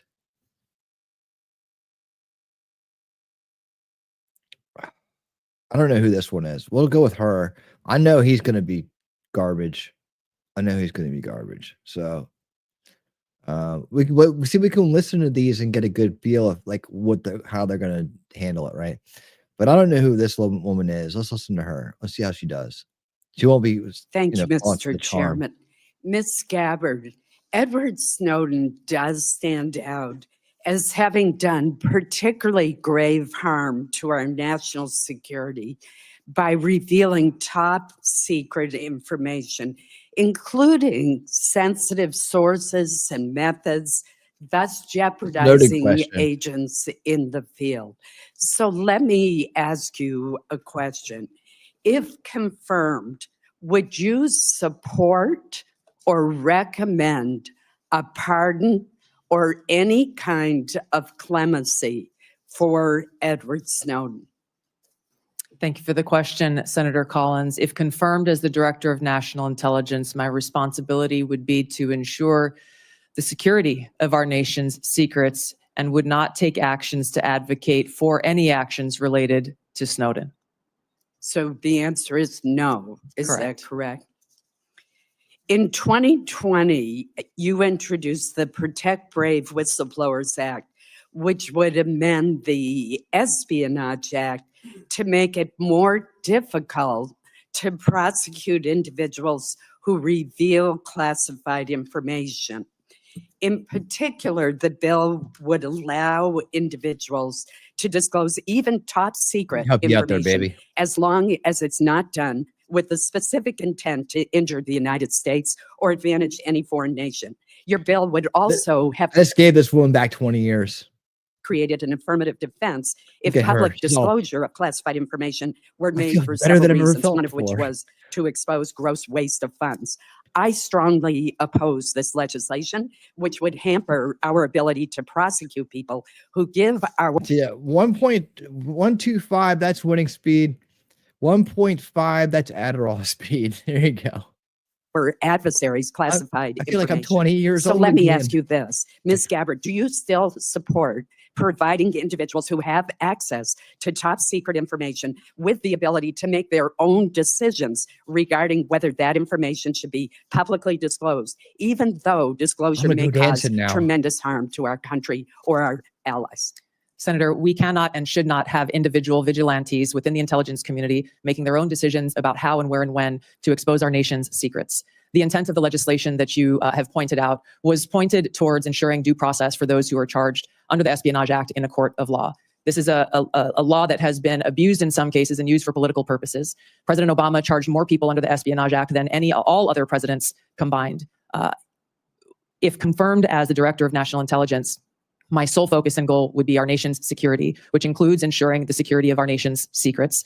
And I would work to make sure that we don't have any disclosures or vigilantes taking it upon themselves. There are numerous legal paths that will protect this information for those who feel they have concerns. And I look forward to working with you and this committee on making sure that those protections are known by every single person in the workforce and effectively implemented. So you do not support allowing individuals to make their own decisions without authorization to disclose secret information, classified Yes, information? and I believe we have the legal structure in place for those who have concerns to address them. As you know, there has been speculation in the press that you met with Hezbollah, a terrorist organization affiliated with Iran. Have you ever knowingly met with any members, leaders, or affiliates of Hezbollah? No, and it is an absurd accusation. Let me ask you one final question in the short time we have left. With Hamas, ISIS-K, the Houthis, all the Iranian proxies in Syria and Iraq, Yemen, and Al-Qaeda all posing general resurgences in the Middle East, Africa, and Central Asia, I'm alarmed at the lack of focus by the IC on this I'm behind her threat just to our blinking his safety. face We off. don't want to have to call you Blink, back blink, to this blink, room blink, blink, after a terrorist up here. attack and ask, how did the IC miss this? Great power competition, China, Russia, definitely pose threats to Figured our out how to make country. this more But the entertaining. terrorist threat is arguably the most imminent threat, according This to guy's ready to hit former the bathroom FBI over Director here. Chris Wray. Yeah. If confirmed, like, what would be "God, your hurry up, so your strategy to I need refocus to run to the the bathroom real IC quick. on the terrorist threat to our country and to Americans abroad? Thank you, Senator. I Holy agree with shit, your I'm really assessment. tripping. And this speaks to the need for the ODNI to exist, to redirect those resources, identifying the gaps in intelligence so that we are able to get ahead of these threats instead of coming around after the fact and trying to assess why did we not know about this sooner so that we could have taken action to prevent it. Thank you. You know, and she still comes across good on Adderall speed. So I think we might just stick with 1.5 for this. This is making it a lot better. That woman came to life, didn't she? Miss Collins. I don't know where she comes from or what side of the aisle she's on, but man, she lit up. She was like, I feel like dancing all of a sudden. You know, she's like, I haven't felt this good since the 70s. Whoa. The guy behind her's like, oh, my heart, you know. All right. So yeah, I think we found a way to make this more entertaining, you know. I think we did. And Tulsi still comes across solid. She's just even more determined than ever, you know. No matter what speed you put her on, she's still like, I'm gonna tell you how it is. All right.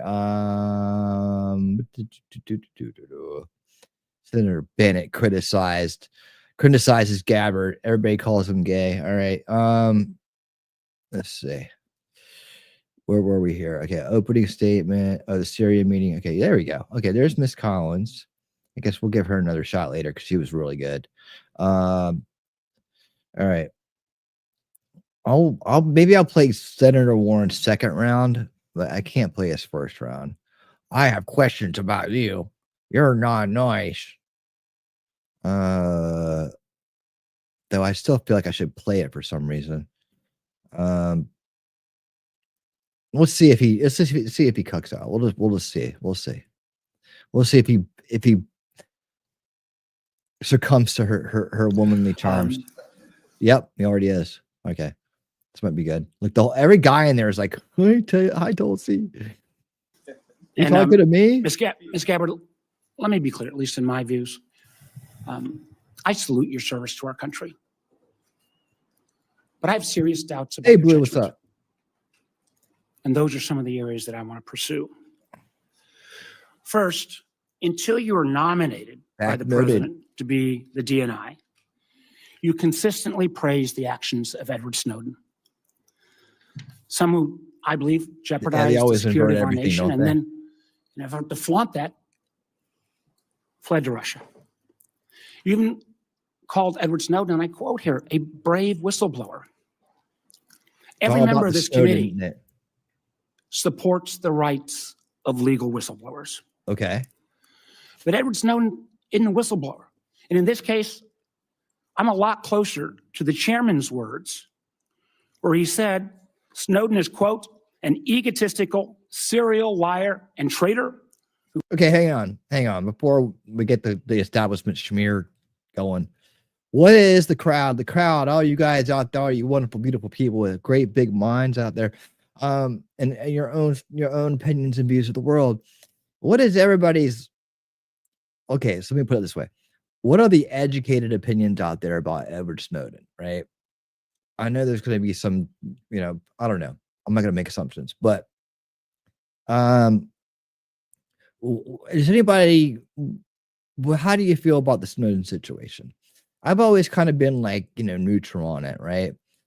And I don't think that I don't think the reason I don't have a strong opinion on it, like some folks out there, libertarians and stuff like that, I think have the strongest opinion on it that I've seen.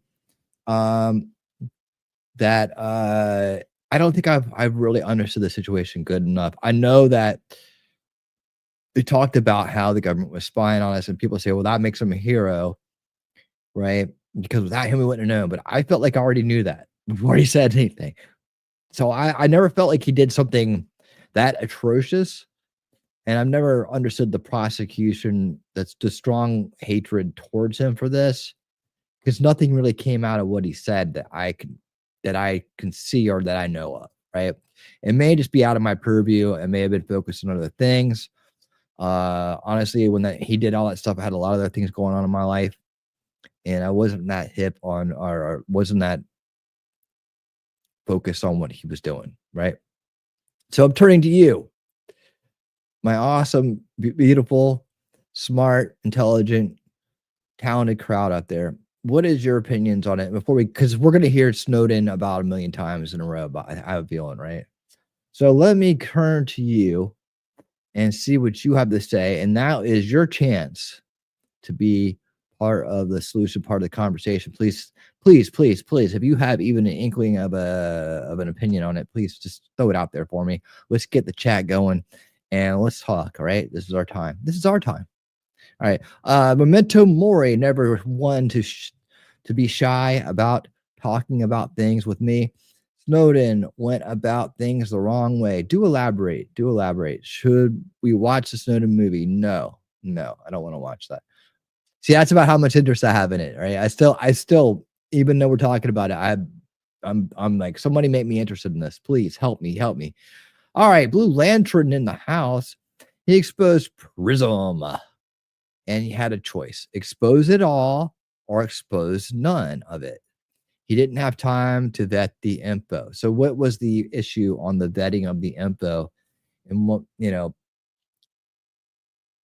Prism, PRISM.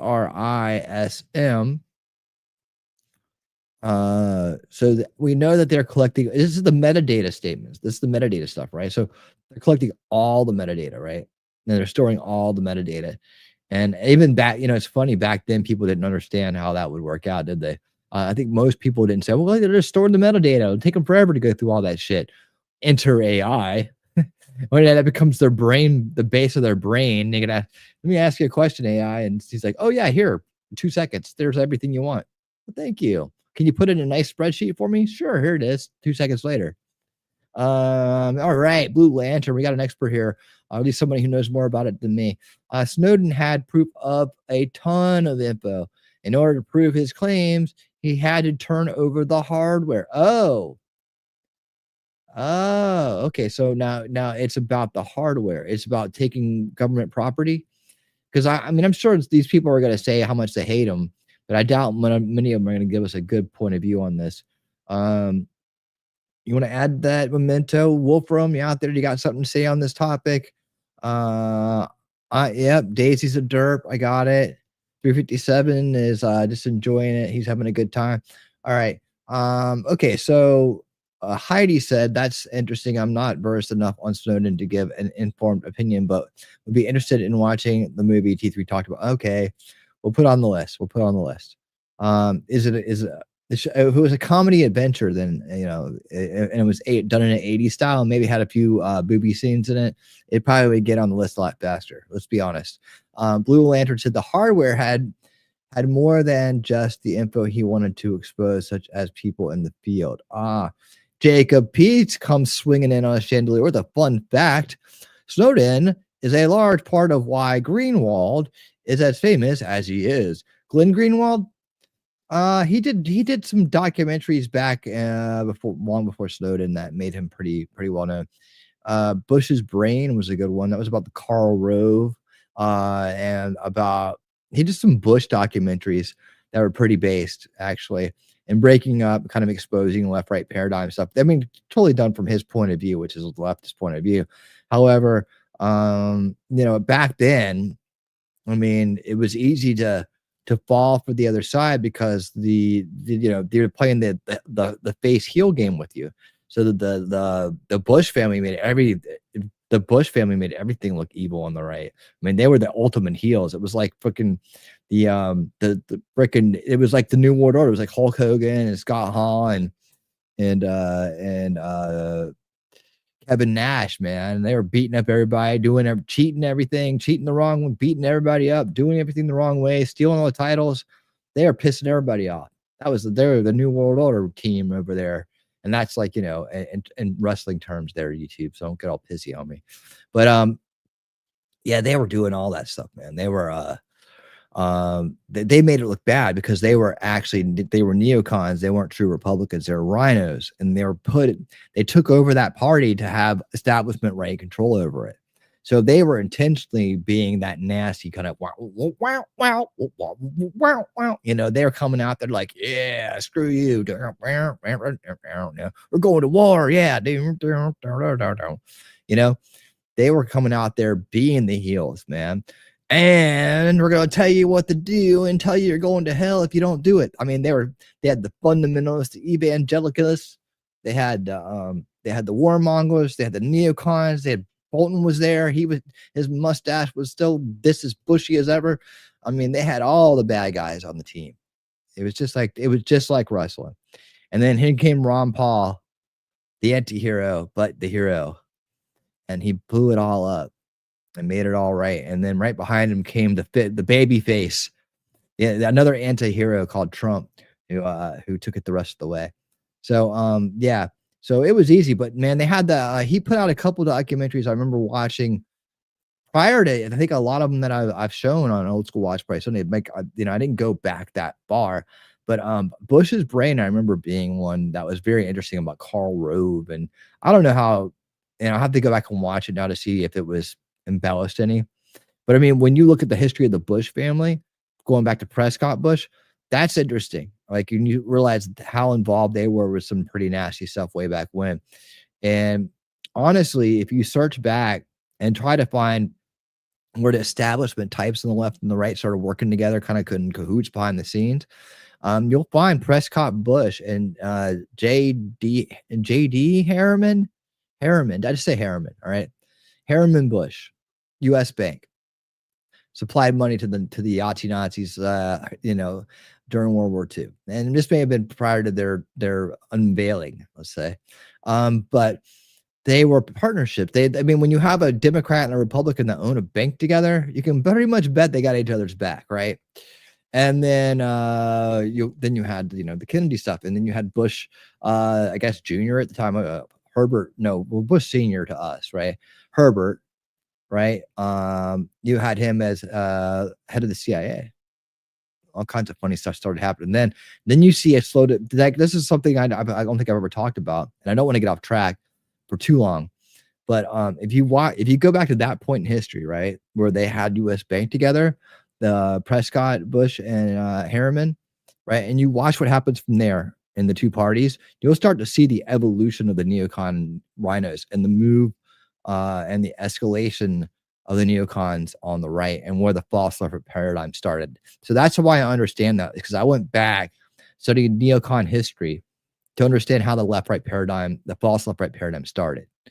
And so that's what took me there. And that documentary kind of helped point out a little bit about the history of and though they didn't elaborate like I just did in that documentary, but it did point out that you should go back as far as Prescott Bush to understand how the Bush family dynasty got started. That's all I'm going to say about that. Okay, let's move on. Thank you for that, Jacob Putz.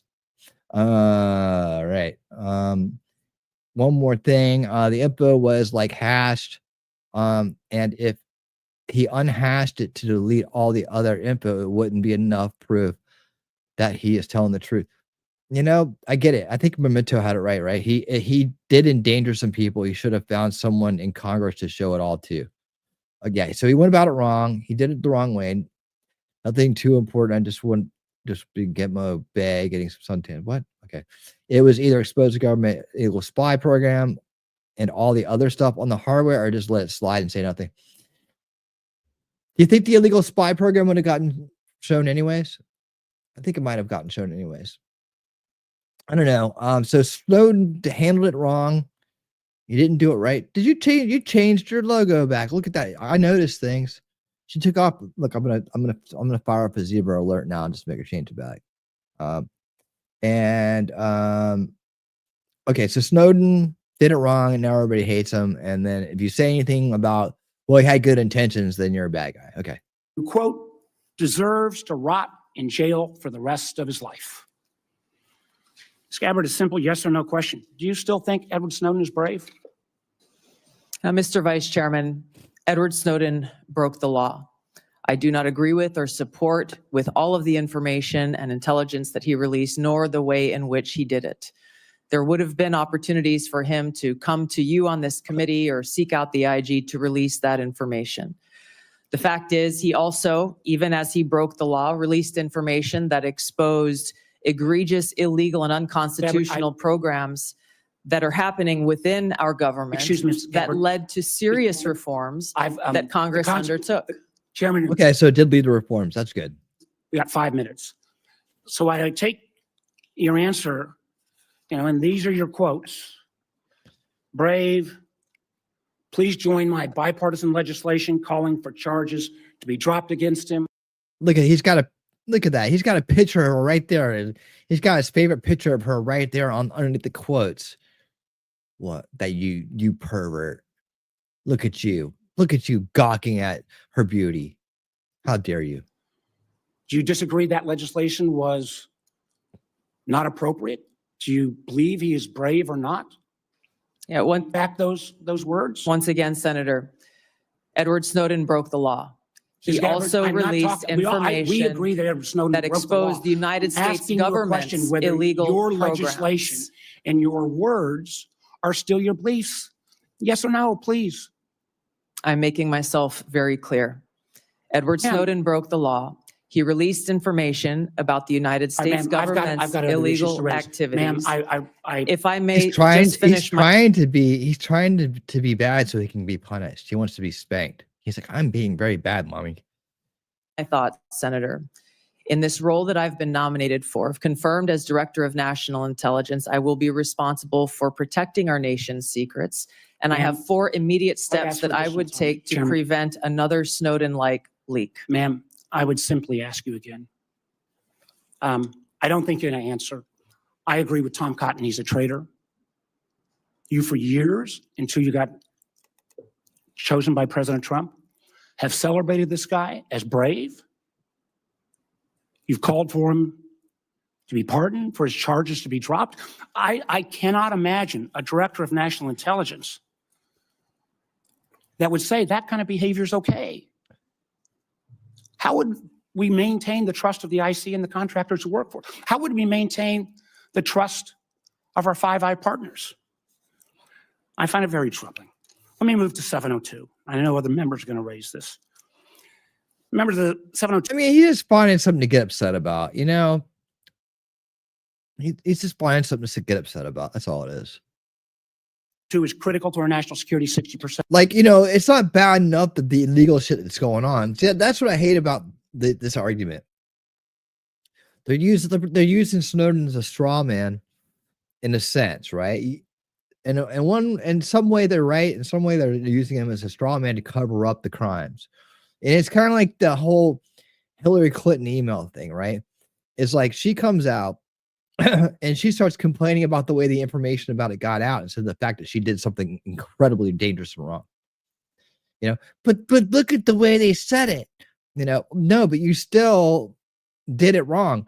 But then how did they get this information? You know, it's like, that's it. They use a straw man going, but look at the way they told everybody all the bad things I did. That makes them like this.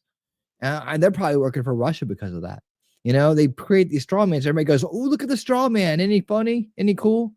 And they go looking at the straw man, like trained, like they're, you know, trained monkeys. And they go after the straw man.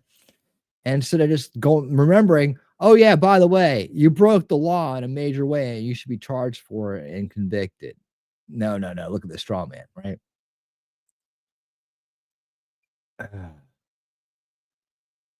Truth is freedom. What's up? Truth is freedom. Freedom. Yes, truth is freedom. Snowden is brave and should be useful. I mean, it should be pardoned. You know, I think you can probably meet in the middle on that one. You know, I know the people like this guy, I want to lock him up and throw away the key. You should be punished forever and ever and ever. And anybody who ever loved you should be punished too. Right? Anybody who ever took your side or thought maybe, you know, hey, you did something, you're trying to do something good, but you just did it in a really stupid way. You know, they should be punished too, just with you. And that's what this guy is trying to do right here. Right? But I think he should be like, look, we get it. You're trying to be a whistleblower. You didn't do it the right way. You really did it the wrong way. You really kind of screwed yourself by the way you did it. And so you're going to have to be punished for this, but we're not going to make it that bad. You know, we're going to have to make a show of, you know, you don't do shit like this and we can't let people get away with it or we're setting a precedent. On the other hand, we can, you know, we're not going to throw you in jail and throw away the key and lock you up forever, right? You're going to be out of intelligence. You know, you'll do a little bit of this, a little bit of that, and in time it'll all go away. You can write a book, get a podcast, make $1 million, right? And he would. So I think, you know, same with the other guy. Same with WikiLeaks, you know. Both of them. It should be what they've suffered from by going through this already has been kind of a punishment. By Assange, Snowden, they've already suffered a lot because of this stuff, right? And so I think Assange was a lot less guilty than of anything than Snowden. But Snowden, I think they both should get like very, very light reprimands for whatever, just to kind of get, you know, blood-sucking leeches like this off of them, and you know, not allow precedent to be set that everybody's going to be able to run out with hard drives with the shit and start blowing secrets everywhere, and they're going to be just fine. You know, so there has to be a middle ground there, but I think extreme punishment and extreme torture and extreme isolation and destruction of their entire lives over this is bullshit. That shouldn't be going on. So I think there's middle of the road, but yeah, let's hope for the best for both of those guys. But at the same time, you know, let's try to resolve it. and not make other people who kind of have a not completely venomous opinion on it seem like they're wicked in some way. Like Tulsi's allowed to say, hey, you know what? He was trying to do something that would, that was, it was brave, and it was something that he felt needed to be whistleblown about, right? And evidently, like she said, it led to reforms that were important, and it was something that people should have known. It's something the government shouldn't have been doing. That was that's it, right? So don't throw Snowden out there and his stupid way of doing it as the straw man of the fact to cover up the fact that it shouldn't have been done in the first place, not in this free country. But these guy and the swamp creatures, they're going to get out there and they're going to try to make Tulsi look bad. But how can you make her look bad when she just looks like an angel, huh? I don't think you can do it. Of the president's daily brief, 60% of the information President Trump gets every day in a PDB will come from this. You've had a long history of opposing 702. Many members of Congress have. But one of the things you actually done that not many have is not to reform it, but you actually said you wanted to repeal it. But now, whether it's confirmation conversion or whatever you call 702 vital, and I'm quoting, because of significant FISA reforms have been enacted since you left Congress. Ms. Gabbard, what are the reforms that have led you to now support 702? In the short time that I have, Senator, I will just note that my actions in legislation in Congress were done to draw attention to the egregious civil liberties violations that were occurring at that time. Ms. Gabbard, Ms. Gabbard, I ask you a question. Please give me the courtesy of responding. You said the reforms now make you support it. What can you cite? Which reforms? There are a number of reforms to include getting rid in the new law, that all of you and your wisdom. Ms. Gabbard, my time is getting short, but I got to just tell you, after the reforms were passed into law in April of 24, you went on Joe Rogan's podcast in May. The bill is now law. And you said, quote, this bill took an already bad problem and made it many, many times worse. Again, in my mind, this is a question of judgment. 702 is critical. I appreciate this late conversion, but I'm not sure I buy it because you've had such a consistent position. Again, I know my colleague's going to raise these, but rather than standing up to dictators like Putin and Assad, you've sometimes amplified his talking points. I mean, I just do not understand how you can blame NATO for Putin's brutal invasion of Ukraine. And when because what are you not educated on the topic? I think most people understand how that's a very real possibility, dumbass. And Assad used chemical weapons against his own people.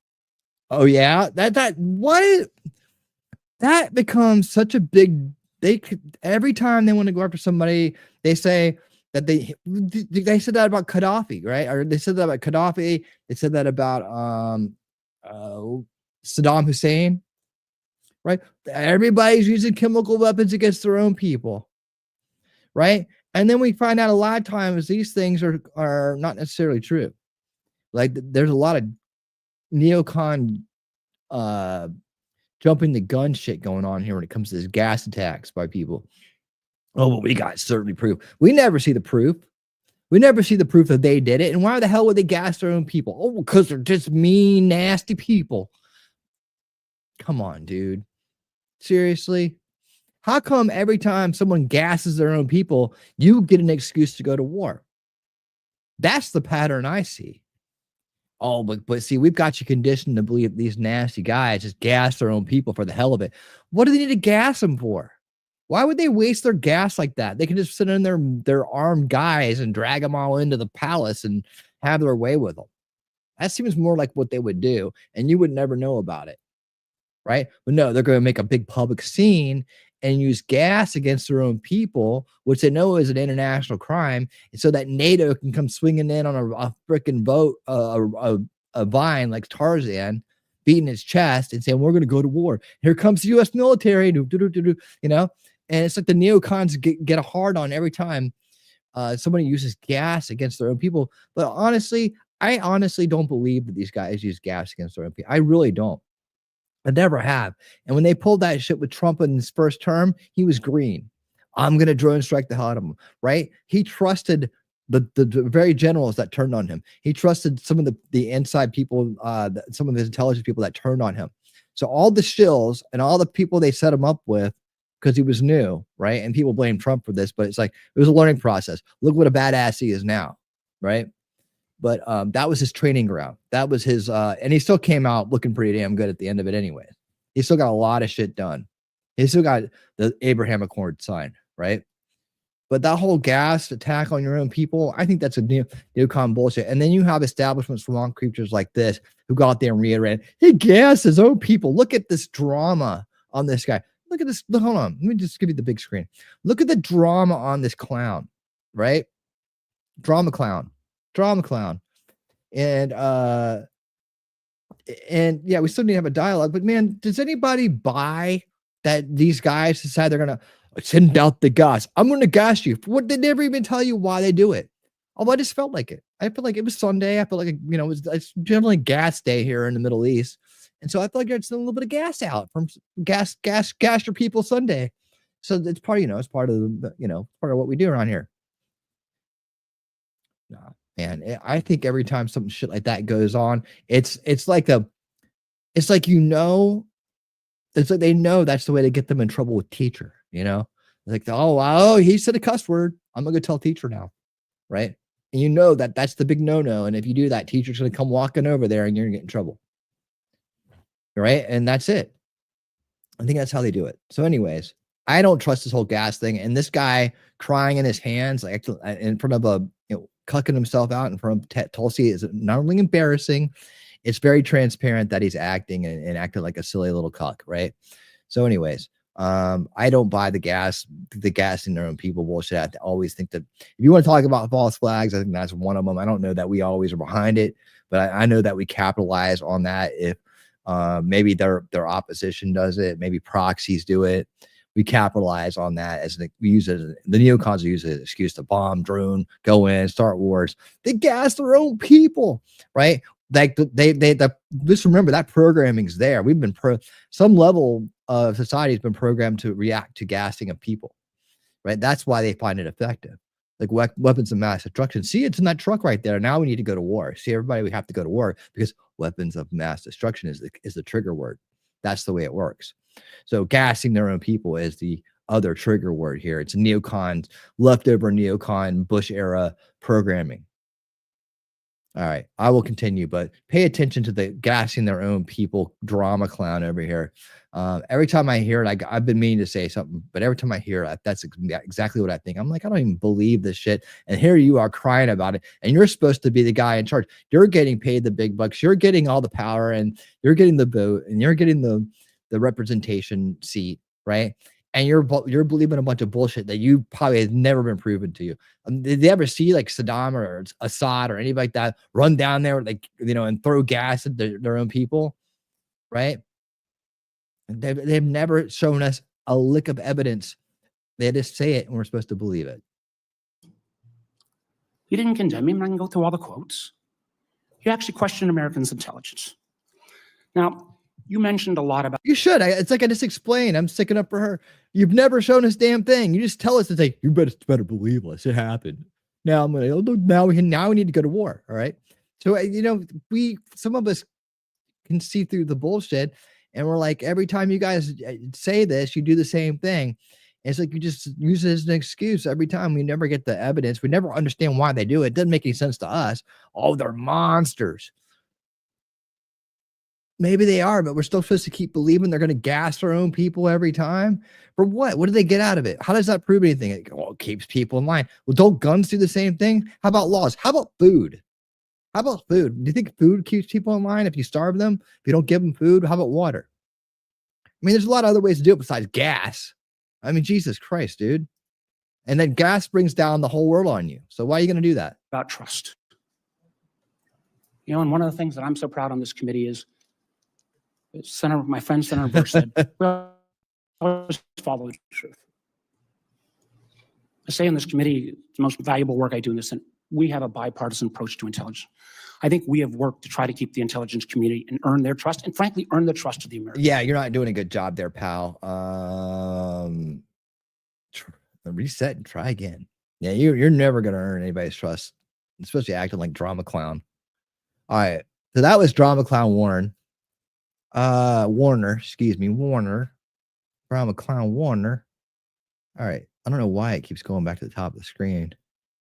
Stop your silliness. All right, so let's go on to the next one. I'm having more fun than this than sitting around watching it all day long. You know, to me, this is better.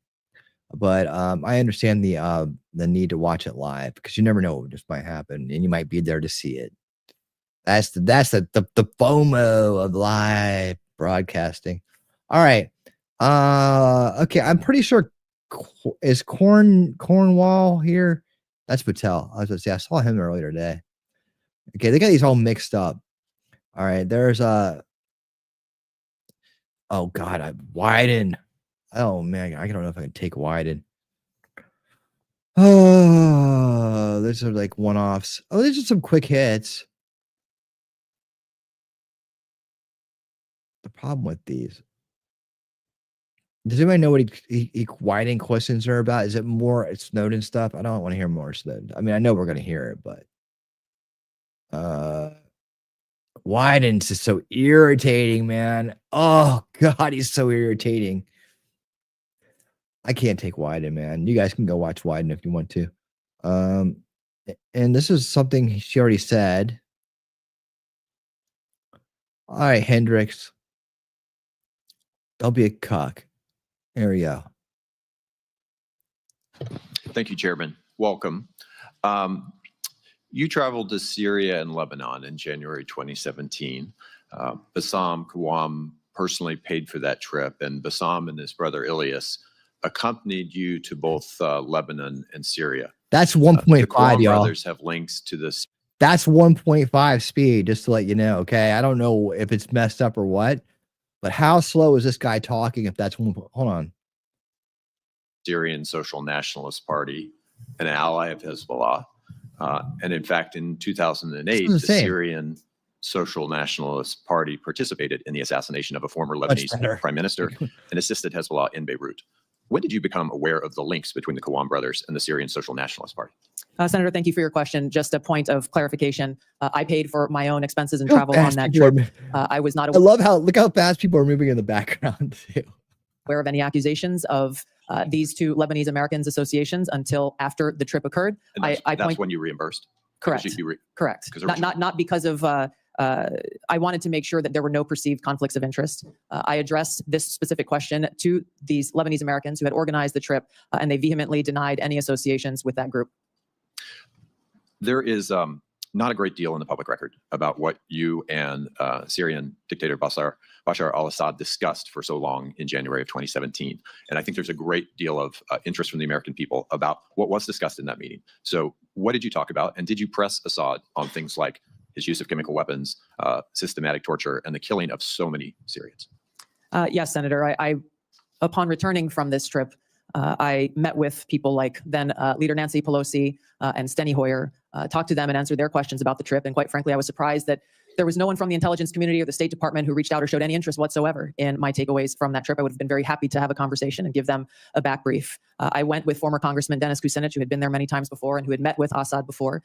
A number of topics were covered and discussed. And to directly answer your question, yes, I asked him tough questions about his own regime's actions, the use of chemical weapons and the brutal tactics that were being used against his own people. Were you able to extract any concessions from President Assad? No, and I didn't expect to, but I felt these issues were important to address.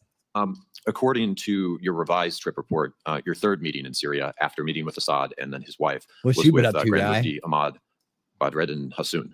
Forgive me if I'm not pronouncing that correctly. In an October 2011 speech, the Grand Mufti warned the U.S. and Europe that we will prepare suicide bombers who are already in your countries if you bomb Syria or Lebanon. What was the goal, or what did you accomplish by meeting with Grand Mufti? Senator, before going on the trip and during my time both in Syria and Lebanon, I made it a point to meet with different religious leaders, both Muslim leaders as well as various Christian and Catholic leaders who were there in the region. I did that both in Syria and in Lebanon to hear from them about what their concerns or thoughts were with regard to the war that was being waged at the time. Were you aware of his threats regarding suicide bombers in the United States? I was not and had not heard that until today. Who vetted the people that you met with on this trip to Syria and Lebanon? The itinerary was created by former Congressman Dennis Kucinich, his constituents who he had traveled with to Syria and Lebanon a number of times before. Some of the individuals that I met with were looked at prior to the trip. Others came up during the trip that were unexpected. Just in complete hindsight, would you view this trip as good judgment? Yes, Senator. And I believe that leaders, whether you be in Congress or the President of the United States, can benefit greatly by going and engaging, boots on the ground, learning and listening and meeting directly with people, whether they be adversaries or friends. Last question. Who do you blame? Who's responsible for the war in Ukraine? Putin started the war in Ukraine. Thank you. He went in first, but was that the lead up? She said he started the war in Ukraine. But see, that's the physical war. So that's the archetype most people go by. We're a little bit more sophisticated here. We realize that war starts long before the shooting does, right? We know that. So what leads up to it, the cold aspects, the subversive aspects of conflict, the ideological purposes of one place and another, the global strategies, resources, whatever it may be that one group is after or that another has, that leads to a war, resources, land, or a strategic positioning. I think all that had something to do with it. And we'll see. And I tell you what, one thing that's going to tell us a lot, I mean, despite the fact that in Ukraine and Russia conflict, a lot of lives have been lost, a lot of property has been damaged. There's funding, there's things like that, right? How they resolve it, how it comes to a ceasefire, what resolves it will tell us a lot about the underlying issues. And again, I think a lot of people know that. Sorry, I keep bumping my desk.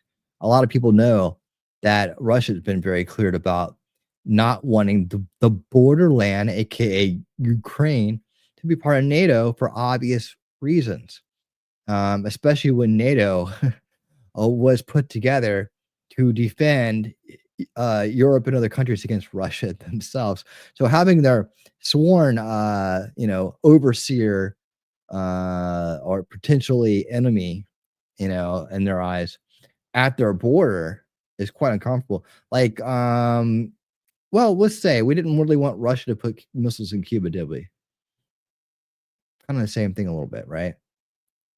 Not defending Russia, but I'm just trying to be clear about what starts wars.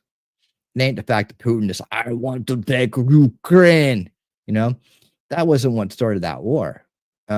We watched the Tucker Carlson Vladimir Putin interview, and while I guess you need to take some of that with a grain of salt, the Putin was very thorough about explaining the history of the conflict between the history of Russia and Ukraine. I mean, taking a good 45 minutes to an hour to back and then producing documents and things like that for Tucker Carlson to give him a very good education and understanding of the nature of the conflict. And if you look at some of the players that were involved over time with this handling of this situation there, you have some very bad actors, people that the Americans themselves, based Americans themselves, we consider corrupt establishment types, globalist types, people with bigger globalist agendas, people beholden to things outside and over top of their own country, that were making decisions and collecting money and laundering money and profiting and benefiting from and serving up to others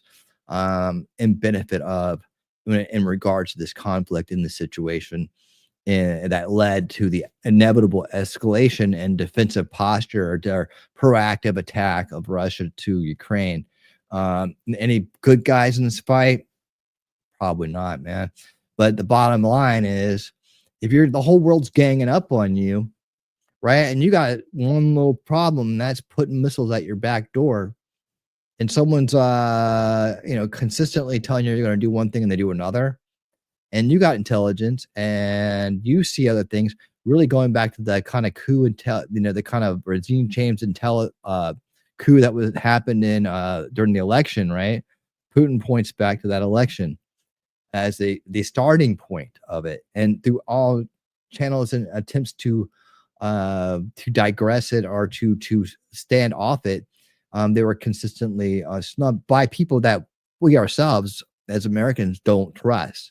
Biden being one of them, Obama, NATO, globalist types, WEF types, UN types, people like that we would consider elitist, kind of globalist, evil kind of people in this world with higher agendas to control and rule over everyone. The altruistic mask of elitism, right, out there.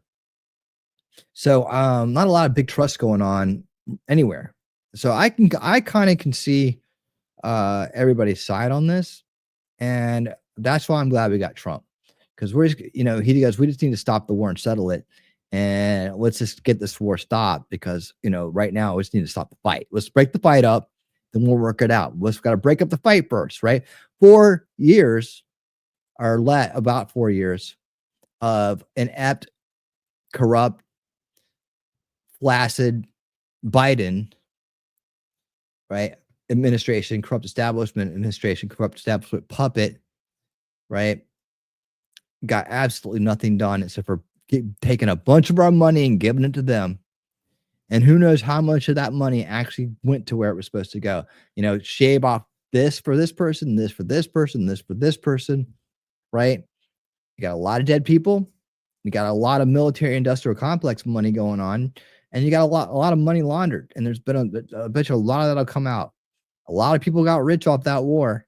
A lot of people got rich off that conflict, and it was allowed to fester out of control with no negotiations and no attempts for negotiations by the last administration. Tell me what that means, right? Tell me what that means.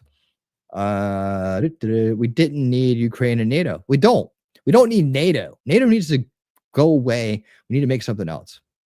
All right. They already took part in NATO ops. My platoon did some patrols with them in Bosnia in '96. Yeah, you don't need to be in NATO. If they could say just keep them out of NATO. I mean, dude, China goes to Canada and does military drills. Communist Chinese are just right across the unprotected border between Canada and the United States.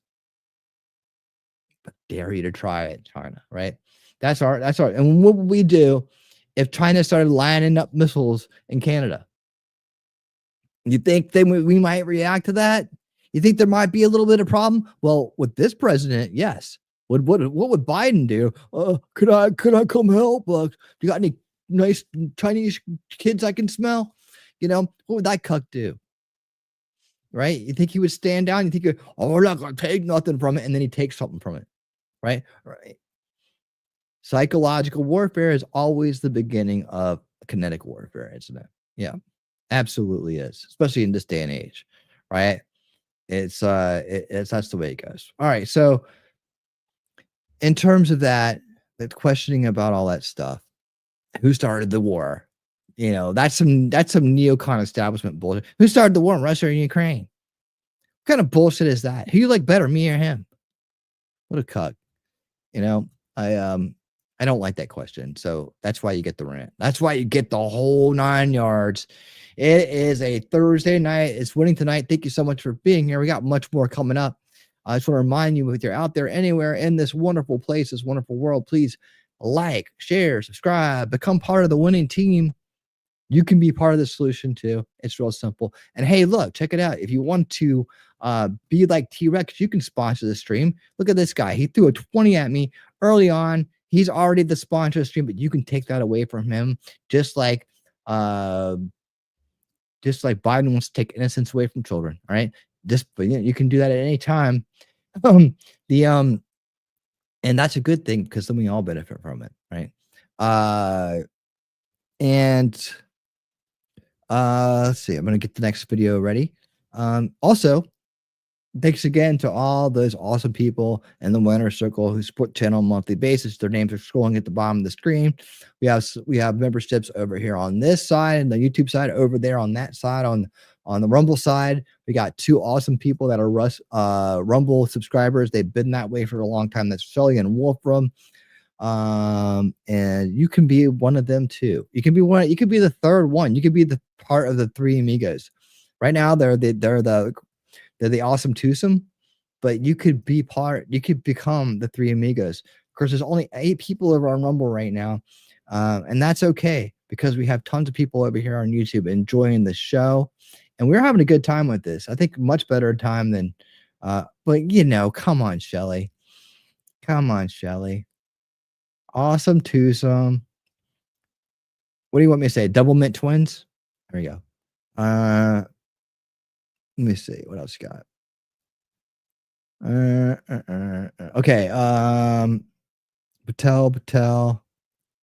We did the meeting. Okay. Senator Moran questions Gabbard. Okay. We're getting around to crazy Tim. Believe me, what time is it? 2 hours?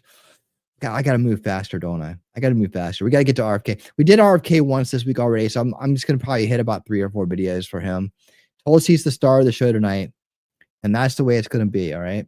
So let me go ahead and get her up there. Thank you, Mr. Chairman. So many people here and throughout the halls of Congress have been very kind and expressing their condolences, and I appreciate you saying this in this setting just now. Lieutenant Colonel Gabbard, you were asked in your questionnaire about your priorities, and you listed Iran and Hamas and Hezbollah and North Korea. You also mentioned Russia, but the only thing you said about Russia in fully explaining why it's a priority is ending the war with Russia. When you talk about Russia, what are your fears or policy priorities beyond ending the war? How do you see Russia as a threat to the United States? Senator, if confirmed as the Director of National Intelligence, it will be paramount for me to assess where our intelligence gaps may exist so that I can provide the President and all of you with the most accurate full picture of that threat assessment to directly answer your questions. I think that it is a complex environment. Russia remains a strategic competitor. There are a number of concerns that have to do with their nuclear weapons, as well as how the decisions and policies that are being made by this body and by the President will impact our own national security, which is my foremost concern. I want to make certain that in no way does Russia get a pass in either your mind or your heart, or in any policy recommendation you would make or not make. Senator, I'm offended by the question because my sole focus, commitment, and responsibility is about our own nation, our own security, and the interests of the American people. In carrying out the responsibilities of the Director of National Intelligence, if confirmed, no country, group, or individual will get a pass. In my fulfilling that responsibility of providing that full intelligence picture so that you all can make the best informed policy decisions for the safety, security, and freedom of the American people. You have my commitment to be completely objective, unbiased, and apolitical. And I hope you understand my commitment to our country's interest. Yeah, don't make her make you understand. She's got the heels on, pal. Let me do a little stepping, and then you'll learn your lesson about getting out of line with Miss Gabbard. Absolutely do. You have answered my question in the manner in which I wanted to hear. That you will do this in an objective manner, provide the information necessary, and that Russia, if it's a threat, you will tell us so and tell us the details of that threat. Yes, sir. You kneel, moron. You kneel, moron. Senator. How would you restructure the national intelligence priority framework to better align with President Trump's national security goals? Senator, this is a discussion, if confirmed, I look forward to having with the President and his national security advisor, again, based on the threat assessment and based on the President's priorities. He has spoken about a number of different priorities in different parts of the world. I would work with them on that national intelligence priorities framework, which will serve as the foundation for the intelligence elements under ODNI. Any recommendations that you have in mind to make to President Trump in that regard? I want to make sure that any recommendations that I make to the president are fully informed. From where I sit now, I don't believe that I can make those recommendations. I take that responsibility seriously and wouldn't want to shortchange him without first doing the due diligence and work to make sure my recommendations are well-founded. Ladies, are you still with me? I just have to ask. That is the whitest outfit I've ever seen in my life. I mean, it's blinding white. I'm glad I have these sunglasses on, honestly. It's stunning white. It's like Hollywood white.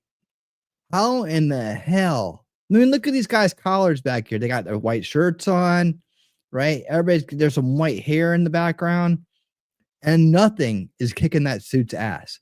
That is the whitest suit I've ever seen in my life. And maybe it's just that because I got the HD colors on my monitors and the blacks and the whites are high contrast. You know, I mean, that is amazing. How did she get such a white suit on? I mean, I can't take my eyes off it because it's just so, she just nailed it with the outfit today. I'm not one of those fashion people who are all talking about how someone's dressed, you know, but this white suit is stunning. And it's not only that, it's strategically perfect. I can't imagine anything like that. It also has to do with the lighting of the cameras, the camera filming. We have film going. Yeah, Heidi. I'm not going to play that game. No, I'm going to be telling you that this is a white ass outfit. And I know you just don't see outfits this white except for like a movie. It's like Morgan Freeman playing God or some shit like that, right? You see this kind of outfit. That's why I'm just like stunned by it. I'm like, wow, it's just, you can't not pay attention to it when the camera's on her. It's amazing. And yeah. So here we go. How will you, Lieutenant Nobody Colonel, wants to tell me. As the DNI, if confirmed, meet the objectivity and political neutrality requirements to ensure that you're telling the White House what they need to hear and not what they want to hear? A follow-up to that is, how will you handle conflicting intelligence reports from the various members of the intelligence community and present a broad intelligence picture to the president? Yeah, thank you for the question, Senator. I hope that you have confidence in my ability to extract politics from what my role will be as Director of National Intelligence, because it's something I've done for almost 22 years now of wearing the uniform, both serving in the National Guard and the Army Reserve, even while holding political office. There is a brick wall between the two, and I have fulfilled that obligation in uniform, as I will as Director of National Intelligence if confirmed. I think the president, I know the president values hearing a lot of different views, and I would make sure that in the intelligence community's responsibilities, that dissenting views are not only allowed, but encouraged, and where they present themselves, make sure that the president and you as policymakers are aware so that you can make your best informed decision. Would you agree with me that bias and prejudice, if it exists any place, exists in both sides of an issue, both partisan sides of this place called Washington, D.C., and the goal, the effort that you will make is to make certain that all the information is presented in a nonpartisan, direct, and manner based upon the facts as known? Yes, Senator, I agree, and you have my commitment. This is essential for the American people and all of you to have faith and trust in the intelligence products that are being delivered. One of the greatest challenges is knowing who's telling us the truth, and we need a DNI who tells the truth. True? Yes, Mr. Yes, Moron. I have a long record of speaking truth to power and would continue that commitment if confirmed in this role. Thank you. Thank you, Senator Moran. You better vote for her, dude. You better vote for her after all that. I mean, come on, man. Come on. Here we go. I don't know what they want. I don't know if they're trying to just make themselves feel better in some of these questions. That was kind of like, I guess, kind of like Moran in general, just not very fulfilling there. All right, so where are we at?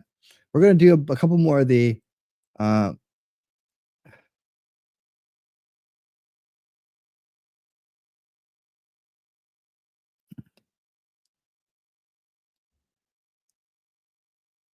you don't like Tulsi? You don't like Tulsi? I don't know. You know what? I think she'll be just fine. I think she'll be just fine. And if anything, she hates the establishment, you know. Let me see. Man, why does it seem like it keeps scrolling back up? All right, here we go. I know there's some other people here we want to get to on Langford cast. No, see Langford. Oh God. I think I'm just enjoying watching these guys kiss her butt. I mean, actually this is going a lot more everybody said this is going to be the one where sparks fly, right? Everybody's going to give poor Tulsi a hard time. This guy is usually pretty damn irritating. Let's see if he can do it. Thank you, Mr. Chairman. And Ms. Gabbard, I certainly want to applaud and express my appreciation for your service, both in the military and I can't do it, Congress, man. Two very challenging jobs. And I want to thank you for that. I noted that Edward Snowden was in Hawaii, of all places, for a year and a half before he fled to Hong Kong and then on to Russia. Did you ever meet him or have any contact with him during that period, or subsequently with telephone calls, emails, Zooms, contact with he or his lawyers? No, I'm sorry I have to ask you that, ma'am. They made me. Senator, not at any time have I had contact with Edward Snowden. And you introduced a bill in Don't hate me. 2020 that was essentially a pardon. It basically said all charges should be dropped. You had a lot of whereases in that The bill. women don't Where trust did her the for some factual reason. basis for those whereas clauses come from? Senator, if I recall, in that bill, it came from publicly available information. I see. And were you aware that there was a bipartisan committee report from the House Intelligence Committee in 2016 on Snowden's activities? I don't recall specifically at that time, but I am aware of that committee's report and executive summary that was reported publicly. I did not have access to the classified report that summary was based on. Did you read that report prior to filing your bill in 2020? Senator, I don't recall specifically. I remember reading a lot of materials prior to filing that bill. Well, the bipartisan committee report, Much better. The first, Here we go. the first item, God. Edward Snowden He's perpetrated running the through largest mud. and most damaging public release of classified information in U.S. intelligence history. He's Goes like, on to "God, say what- Snowden what- caused tremendous damage to national security, and the vast Oh my majority of the God, documents he my stole heart. have nothing to do with programs impacting individual privacy. There you But go, You don't Wolfram. recall The ever voice of seeing reason. the work of that committee. I'm aware of those conclusions drawn. You're aware Edward now. Snowden. Were you aware at the time? Yes, I was, Senator. And- Edward Snowden broke the law. There's no question about that. He should not have released all of that information that caused that harm. There's many no question documents- about that. How many documents did he release? I know that he took over 1 million documents. I don't know specifically how many of those million he specifically I have it on released. high speed, Well, you Merc. stated very unequivocally today, Snowden broke the law. You guys, But you introduced a bill in Congress along with Congressman Matt Gaetz to essentially pardon him. So he broke the law, but it wasn't all that serious. Is that what you thought in 2020? I take very seriously upholding our Constitution and have sworn an oath to support and defend that Constitution over 8 times in my life. My statements in the past have been reflective of the egregious and illegal programs that were exposed in 4 years ago. I know there's some people out here in the crowd that were voting Biden and Clinton and stuff like that. I know there's some people, other people that I know in and around YouTube that 4 years ago thought everything was just fine. Things change over time. People, in fact, the evolution is where I tend to have more faith in people. It's like when I see them actually evolving out of old belief systems. It shows they have the courage to kind of evolve. Yeah, she could be the first female president. She could. A lot of people like her.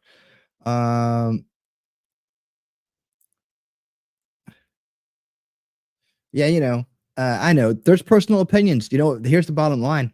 If she gets the nomination, she gets the chance. Our president has said he has faith in her, and we have to see how he does with his pick. You know, it's also about Trump's pick. It's also about how Trump does with this pick, right? I think that she'll do a great job. She came there. She helped him get elected. She helped us beat the establishment, and you know what? She's earned it. That leak. But you ignore the vast majority, as the committee found, bipartisan. I think Devin Nunes was the chair, Adam Schiff was the vice chair. The conclusion was that the vast majority of these things that he released had nothing to do with constitutional rights, the Fourth Amendment, but indeed were enormous compromises of our national security. Senator, I focused on raising concerns around egregious, illegal, and unconstitutional programs that our government was conducting that clearly violated Americans' Fourth Amendment rights. I think the most important thing that I hope all of you find to be relevant here is that if confirmed as Director of National Intelligence, I would take seriously the responsibility to protect our nation's secrets, just as I have for almost 20 years of holding a security clearance of some sort myself, either secret or top secret, and have never once violated the responsibility and privilege that comes with holding that clearance, and have a specific action plan in place to make sure that there's not another Snowden-type leak in the future. Sounds like she just owned it to me. You testified that you never saw the classified version of this report? That's correct. On page 22 of the report, there's a heading that's not classified. she'll do a good that job. says, what damage did Snowden cause? And then there's a lot of redacted material. Did that not raise a red flag for you? Or do you not recall Edward seeing Snowden broke the law. Like I said, I did not have access to that classified. Did you seek access to it? I believe so, yes. This was. Did she ever say Edward Snowden didn't break the law? I don't think she ever said he didn't break the law. So she said that. It's quite some time ago. But you still introduced your bill to essentially. I take very seriously the protection of American civil liberties and our Fourth Amendment rights. If confirmed as Director of National Intelligence, I'd make sure that there's no further Snowden-type leak in the future, and that those who have concerns have legal channels to raise those concerns so that we don't violate and release our nation's secrets. So preventative steps that still enable whistleblowers to be whistleblowers, but not do things that could break the law, like and like the crowd agrees, the obviously very dumb moves of Edward Snowden who got him into this mess, right? And doesn't just because you were too hasty or too unsophisticated to do things the right way doesn't mean you get a pass on breaking the law, even if you're trying to do it for the right reasons. And that's a shame. But if you don't do it that way, then you just create a loophole for people who are evil. You know, and Snowden might not have been evil. And I'm not, like I said, I'm not some kind of Snowden fanboy or something like that. I'm not on this love Snowden team and shit like that and hate Tulsi team or some shit like that either. Right. I'm just not seeing where she's contradicting herself about anything at this point. She said, okay, maybe at one point she said, let's give him, maybe she felt like he should get a pass. Like I said earlier, I said, maybe it's not about, maybe the punishment is a little too far for what he did, and what she's saying is, if I get in, I understand the situation. I want to still enable whistleblowers, but let's give them a better avenue to go about so that we don't have another Snowden situation. To me, that's pretty intelligent. And she's actually thinking through the problem. She's also making sure in the future that we can call out things like, bad government policy, right? Things that will go against the best interest of the American public. So she's thought all this through.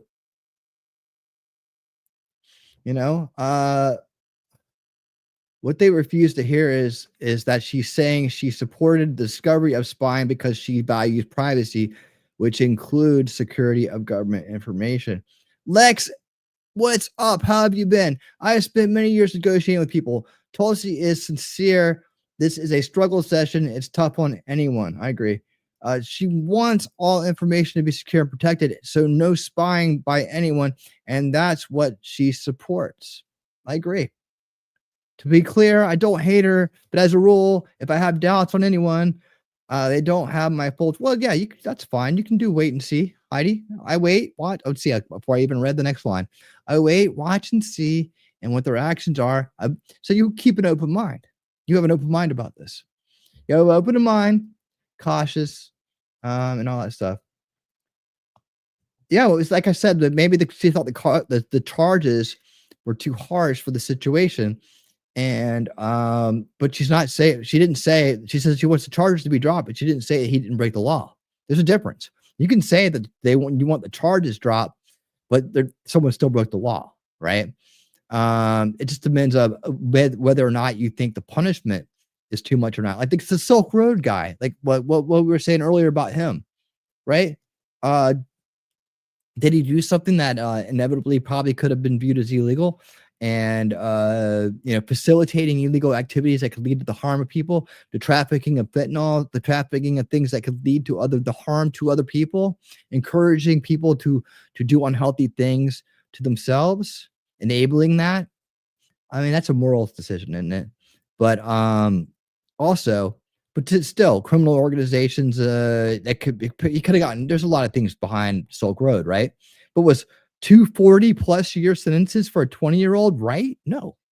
That's why he got pardoned. And then that's what these establishment creeps are trying to like make everybody feel bad, look bad about.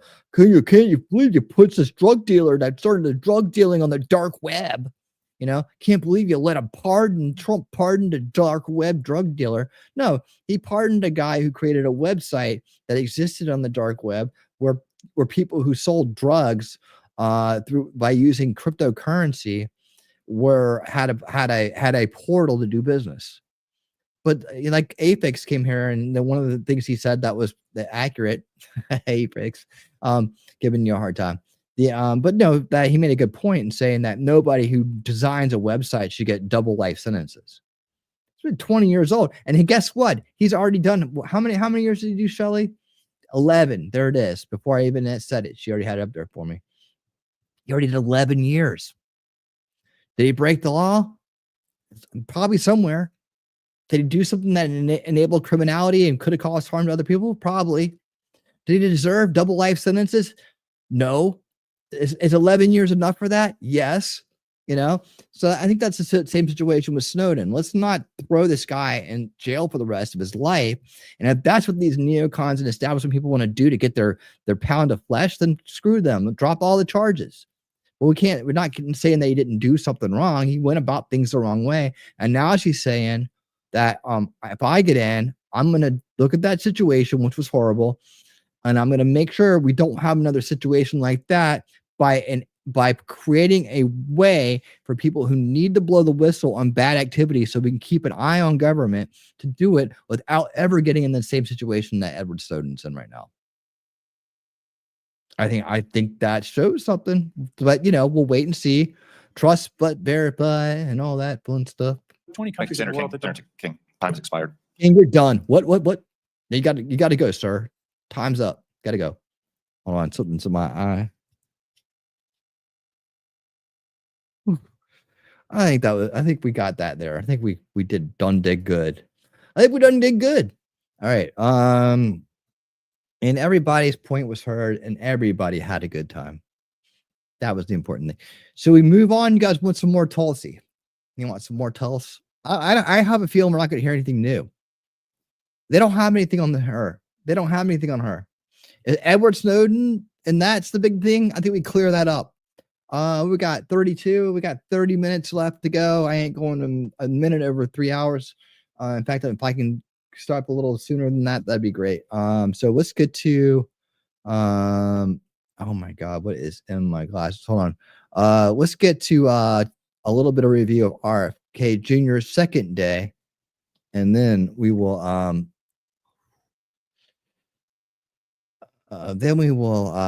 spend some quality time together and say goodnight. So let's do that. We got plenty more to go here, though. Don't go anywhere, because we have some of the liveliest characters on earth coming up. Right? You wish. Let's bring in this guy.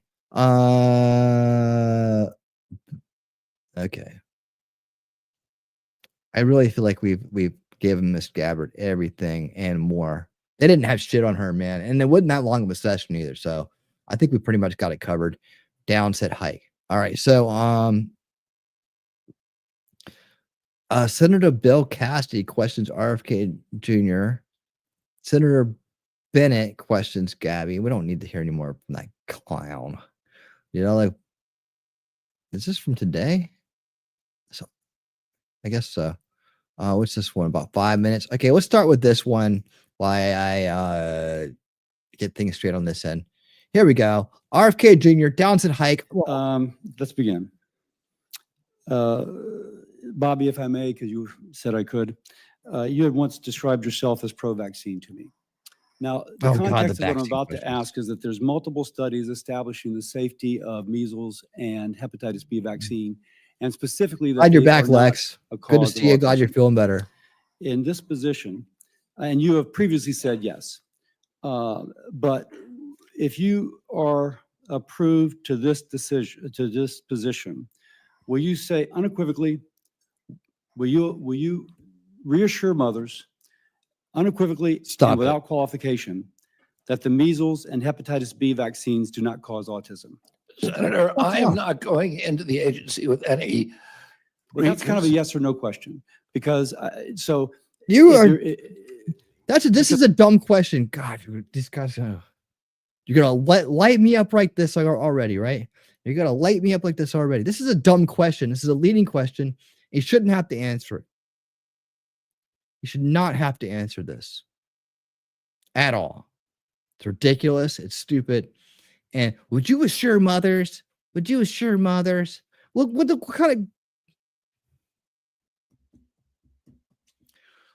kind of question is that? Would you assure mothers?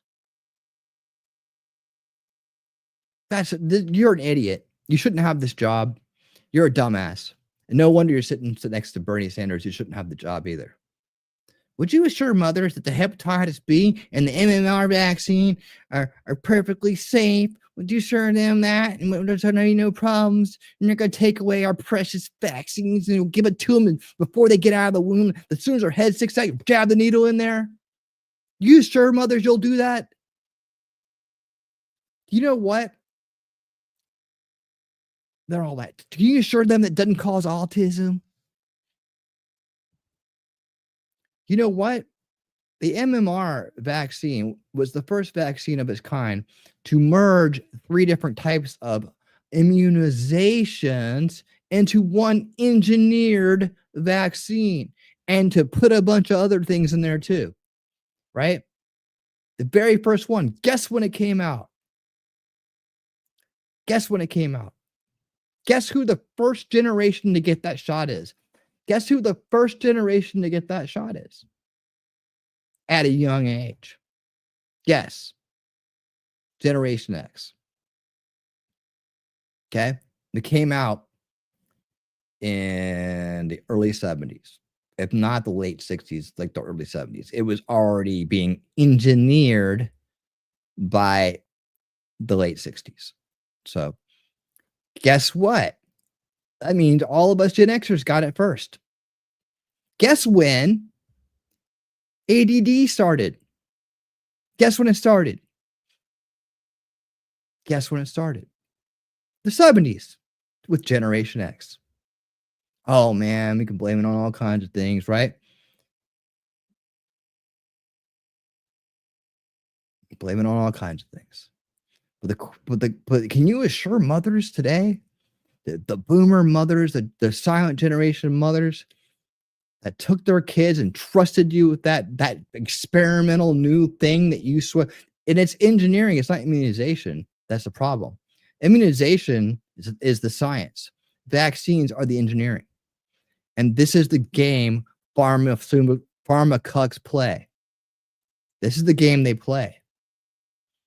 They don't tell you the real truth. They don't spit out. They don't parse out the information correctly. You don't believe in the science. The science is immunizations. I believe in that. I just don't trust the engineering. Because why do you need to mix 3 into 1? Profit. That's why. Profit. There is no scientific or health benefits to mixing 3 together. Yet when we do, suddenly something that didn't exist before suddenly exists. And it affects what? Who? It affected the boys the most. And what happened on the tail end of that happening? Wow, a whole new industry of big pharmaceuticals came out to manage the symptoms of this new problem. And what did that do? That led to a whole generation of drug use, didn't it? Because now you're drugging children, which essentially what Ritalin, right? Which essentially is a molecule away from cocaine, and you're teaching them how to medicate themselves from the time they're children. And this is before the days of ADHD, the evolution when they started piling on more stuff because the schedule got bigger. Now you're piling on more and more and more and more and more. And now you're piling on so many that you got this whole new spectrum of things going on in coordination with that schedule. Now, is it the same thing? I don't know. See, but are they running along the same lines? That's what Kennedy is trying to explain to people. So why is he going to assure mothers of something that you have no clue about there, cuck boy? And that you don't give a shit if it hurts people or not, as long as you get your paycheck in the mail. Maybe. But why would you say such a stupid question? Such a mind controlling kind of manipulative question. Would you assure mothers that, that these two specific vaccines don't cause autism? So I can get a check written to me. Well, what's your point of doing this, you cuck? What is the point of doing this? I'm using that word a lot tonight because that's how I feel like these guys are. They're owned. I see these people in these situations, and they're owned. They're owned.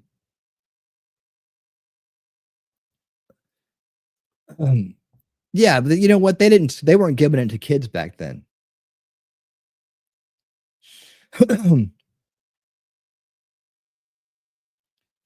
They say that. They didn't know that. They didn't know how, because they didn't treat it, because they didn't know about it enough about it yet. They'll tell you that it was way back then. They'll tell you that, right? You know what they also had back then? The Marisol. But they say that. But if you watch the Century of the South, when the checklist became checklists and when disorders became popular. The Century of the South explains the rollout of that and the evolution of institutionalized psychiatry and handcuffed to big pharma, and how those two industries rose up together, and how checklists became the replacement for institutions. That's why we don't have any mental institutions anymore. The THUD test, they were disproven to be accurate. The THUD test. Go look up the THUD test and what that is, or just go watch Century of Self again. It's worth watching a couple times. I've seen it a couple times. It takes a couple times to absorb all of it. Yeah, why do you need all three of those together? Why do you need them all together? Why so many so fast is what I asked my doctor in 2010. And he says, I don't know. But he was pro-vax. And he's being honest with me because he wasn't just a doctor. He was a fellow musician. He was somebody I had hooked up his band to a major gig with. I had given him a major opportunity. And I'd actually played in another band with his other guitar player. So he was especially a friend. So I got backdoor access. I got backstage access for my son. And so I didn't get any issues about saying no to him. But I did say I got concerns because I am for this, right? I said, well, then tell me the truth. Why so many so fast? He goes, honestly, I don't know. I said, then it's a business decision. Senator, can you assure mothers everywhere that the schedule you have kids on where you jam all this shit into them before the age of 5, that isn't a business decision, so that you and people like you and other people make more money despite any potential health risks to the very highly individualized physiologies and reactions of people in this world, that you don't disregard the vaccine injury percentage that's out there, because you don't care. But you know what? Some people get hurt. Doesn't matter, because most of us will be all right. Right? Doesn't matter if you screw someone else's life up. If a lot of other people have a good, don't get your little measles thing, which won't hurt you. It won't. Most people used to get measles. Most people got chickenpox. I got chickenpox at 14. All right. I had 104 fever. I had blisters everywhere. I survived it. I'm just fine. All right. I got through it. It wasn't a big deal. Was it fun? No. Did it toughen me up? Yeah. It made me feel like I was a very resilient person for getting through that. And I did. Just fine. You know? But Homer sellout over here, right? Wants Robert Kennedy to assure mothers his 2 favorite vaccines don't cause autism. Why? What a dumb question. And we got the stories. It ain't just me. It ain't just me talking about it. There's a lot of people out there that have the stories. The hollowed scream.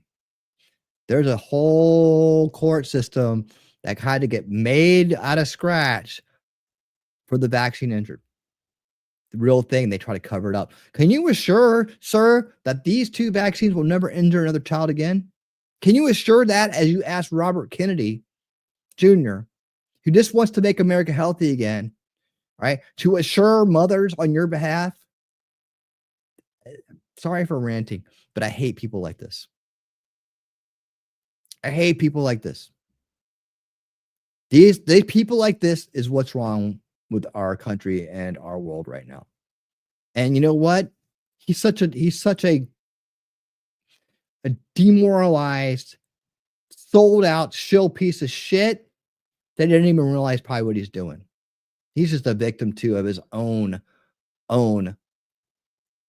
narrow-minded, low IQ, bought and paid for ass. And that's all I'm going to say about that. Go ahead, moron, speak. Because the data is there. And that's kind of a yes or no. And I don't mean to cut you off, but that really is a yes or no. No, data is not there, you cuck. Go ahead. If the data is there, I will absolutely do that. Now, there is the data. He knows the data is not there. I used to do hepatitis B, as I've said. I know the data is there. Oh, yeah. You used to shoot it up. Maybe that's what your problem is. And then I will be the first person. If you show me data, I will be the first person to assure the American people that they need to take those vaccines. Now, what concerns me is that you've cast doubt on some of these vaccines recently. I mean, like the last few years, but the data, and I can quote some of it, the data has been there for a long time. I've been out of the game. I've been in Congress for 16 years. Out of the game, this data was in large measure generated before I came to Congress. So my concern is that if you were making those claims and being so influential, out of the game, I mean, your bully pulp is incredible. With that responsibility, that you never acquainted yourself with anything that might contradict that what you were previously saying. So let me. He's a Republican too. Let's see. Louisiana, Bill Cassidy is an American physician and politician serving in the junior United States senator. He's a junior senator for Louisiana since 2015. We can't make it to senior, huh? Member of the Republican Party, has been a key figure in the party's leadership, serving as chairman of the Senate Committee on Energy and Natural Resources. He's been around for a while. Someone's in his pocket, man. I guarantee it. Or he's just, been thinking the same way for so long. The data is there. The data is there. Really? Why does a child need a vaccine against a sexually transmitted disease, sir? Does it last for a lifetime? By the way, in order for it to be effective, you got to continuously get the boost. You got to get like 2 or 3 boosters behind it.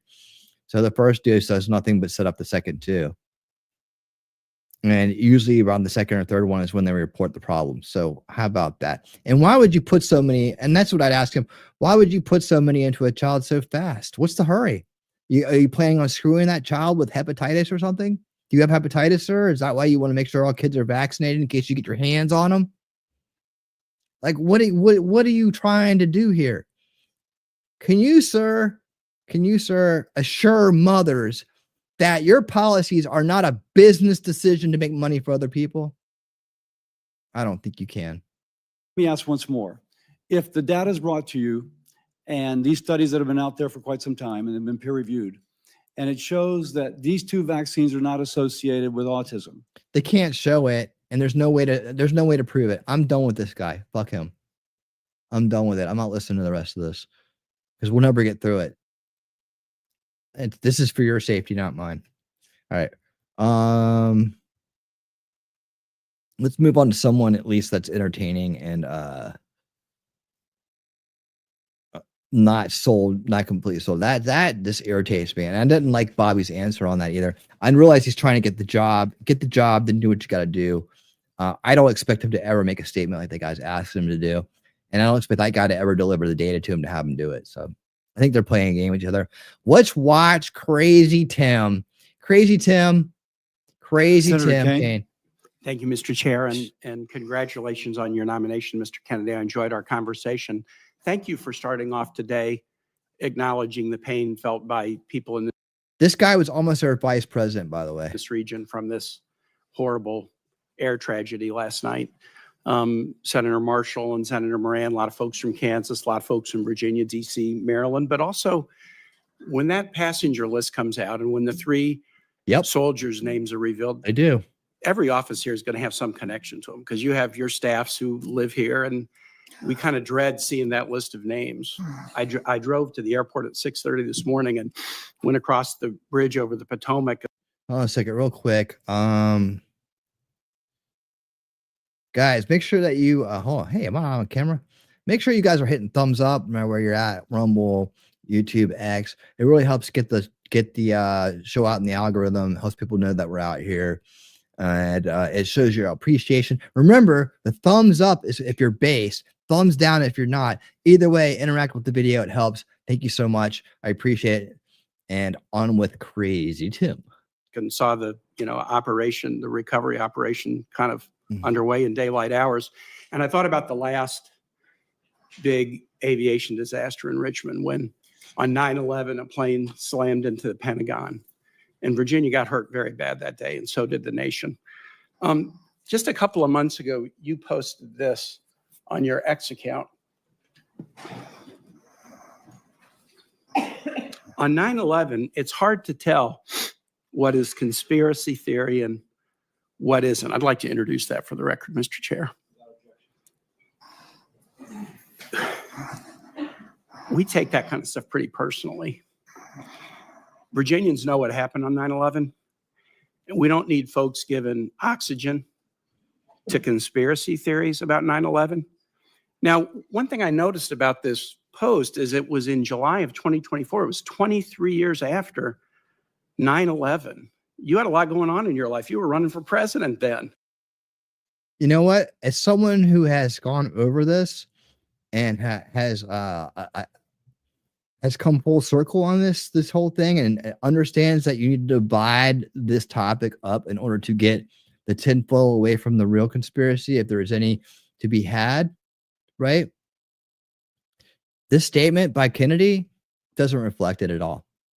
Doesn't reflect it at all. Let's read it together. My take on 9/11, it's hard to tell what is a conspiracy theory and what isn't.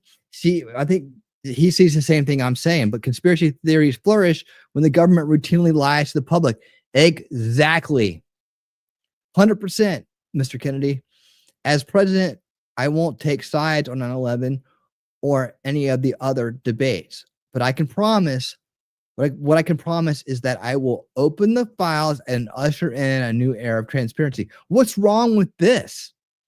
That's the most base statement on 9/11 I've seen come out of anybody that's ever brought it up, who's running for president. That's the most base statement I've ever seen about that. And he's absolutely 100% right about it. 100% right. As someone who has known about this, looked into it and been around for ever since it happened, really one of my waking up points was that event, as well as many of others around that and the conditions and things I was going through at the time. Right? Maybe one of the early waker uppers. But this is perfect. I mean, dude, this isn't a conspiracy theory, nothing. What Tim Kaine, and don't you dare invoke Virginians, dumbass. It's only because Virginians are so damn off their rocker that you got in office in the first place, because they're too busy whooping it up. All right? It's a whoop it up state. Too busy whooping it up. That's the only reason you're in with your crazy ass hair and your very abusive home life, and you know, and the horrible things that's going on there that's coming out. Not very good looking for you, Tim, at all. I don't think Tim will be back in the, you know, if he is, it just shows Virginia really has their head up their ass, and I'm glad I moved out of that state. But I still, you know, it's still in my heart. I still care about it. And you disgrace it, sir. But good thing your governor makes up for that, right? Your governor's awesome. So anyways, this is a very base take, and if this is all you got, it just, you know, take your glasses off your head, dude. Please. What made you decide, in the midst of everything going on in this country, in this world, in July of 2024, in your own candidacy for president, that now was the time to say it's hard to tell what is conspiracy and what isn't about 9/11? It's not. It's hard to tell what is conspiracy and what isn't, right? Because he's talking about the fact that there's redactions. And then what he says to back that up is that they flourish, conspiracies flourish when the government routinely lies in public. But what he didn't include is and redacts and holds back what they have found, right? And that's the problem with this. And that's why at the end of the statement, he promises transparency. Do you understand that, Timmy? All right, I'm running out of time, so I'm not going to listen to this dumbass. Let's go over to crazy Bernie Sanders. I'll just debunk these guys real quick, and then we'll move on. I'd rather do that anyways. We got about one more to go. We'll let Bernie Sanders kick a whack at him. If you want to go watch it, I have a feeling. Wait, that's Patel. Okay. Okay. I think that they're doing the same thing they did last time. The Tim did bring up a new thing, but that was the stupidest thing. If they're grasping at straws, if that's what you're talking about at this point. Oh God. Okay. Bernie Sanders closing statement at. Okay, here we go. Let's listen to another wackadoo real quick. Mr. Chairman, thank you very much for your job today in conducting this very, very important hearing. Let me reiterate my concerns. Every person on this panel, and I would hope everybody in America, wants to make us the healthiest country on earth. And I applaud Mr. Kennedy for raising the issues and talking about some very important issues. But what I am not hearing from him are some very specific policy issues that we absolutely need if we're going to make America healthy. It is unquestionable that when 68,000 Americans die because they can't afford to go to a doctor, you got to deal with that. And I have not heard one word about the need for universal health care that exists in every country. God, it's always about, hey, Bahala, what's up, brother? How you doing? Dude, it's always about this thing with him. He's got this thing up his ass where he thinks that healthcare is a human right, and he has this fantasy that everybody in the world agrees with him, right? And so that therefore he's going for the communist plan, the Marxist plan of universal healthcare every single time he gets a chance. I don't understand why nobody gets it yet, because most of us aren't Marxists, and most of us don't want to be a Marxist sellout commie. All right, that's why we don't get it, Barney. But I don't understand it. But you should understand it, because you're the only, really open, purely committed, like the first openly gay senator. You're like the first openly communist senator out there, but I don't understand why nobody agrees with me, because you have wacky ideas that don't make any sense, and most people don't want a part of, or at least don't want a part of on the surface, right? They're a beneficiary of it maybe, but they don't want to be like, hey, look, I'm you get put in the wacky Bernie Sanders category, then you're stuck living up in, the icy cold up there, where only the communist communes will vote you in, right? But anyways, let's let him make a fool of himself. Let's go. On Earth, when 1 out of 4 people can't afford prescription drugs because the pharmaceutical industry is ripping us off and charging us 10 times more in some cases. Oppress versus oppressor. When you listen to Bernie, just listen to the cultural Marxist arguments that he has and how he frames everything. You'll see his indoctrination clearly. And the people in other countries. I have not heard the definitive answer I need that we're not going to pay the highest prices in the world for prescription drugs. And one of the points I think that Mr. Kennedy— That's a lie. Go ahead. Is right. Healthcare is not just medical care. It's a lot more. talk about the food industry. We have held a hearing. Senator Cassidy and I held a hearing a couple of months ago where we made the point that the food industry is, in fact. Yes, but you can't combine them together, you commie. That's why we have farmers and doctors. Farmers and doctors. You know, that's what we have, separate industries. Farmers and doctors don't go to the same school, right? They don't do the same things. They're not the same kind of people. All right. We don't need to combine everything into one big communist utopia.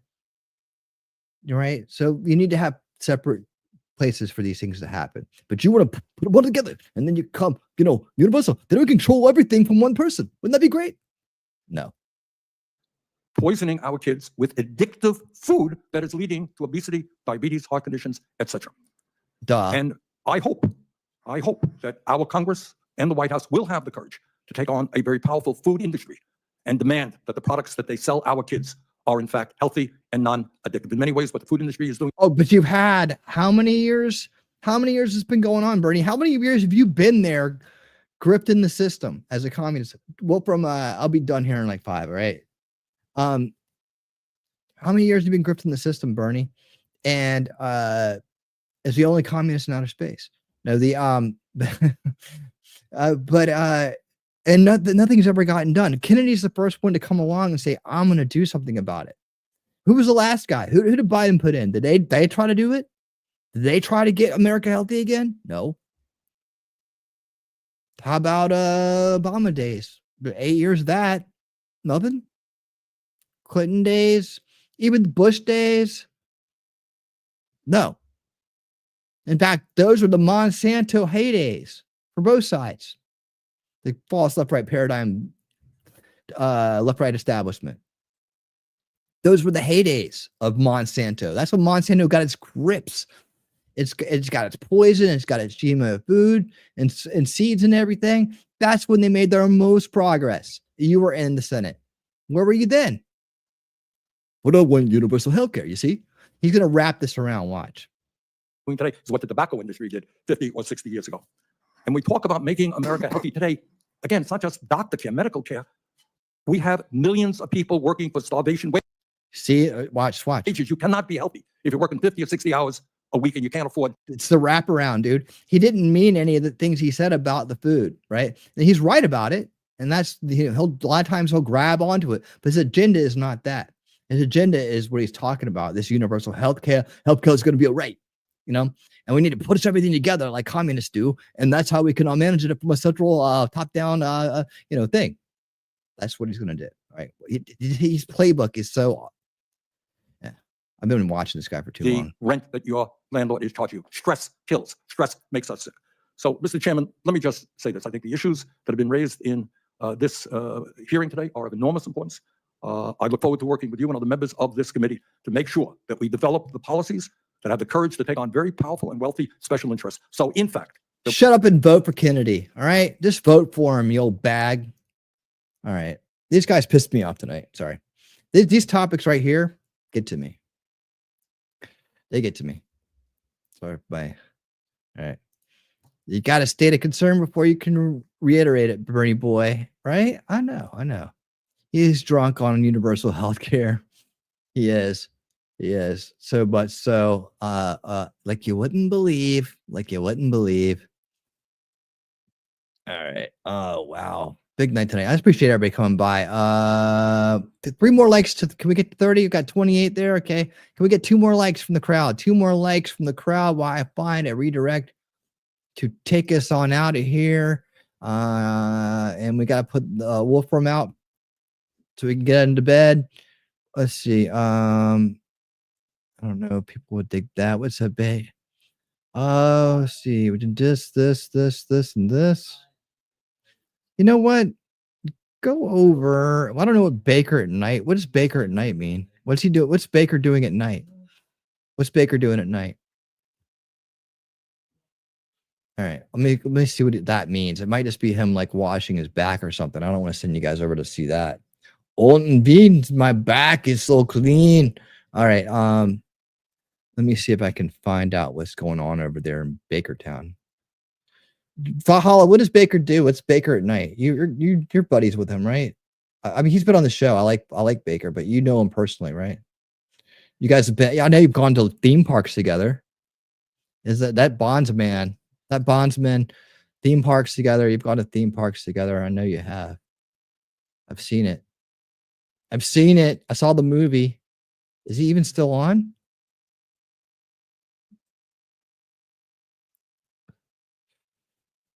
I love it when YouTube just lags and lags and lags and lags. Who's over on Rumble? Let me, while YouTube's trying to get its shit together, let me see who's over here. Who would like some love from the crowd? Nobody. Okay. Everybody's going off the air.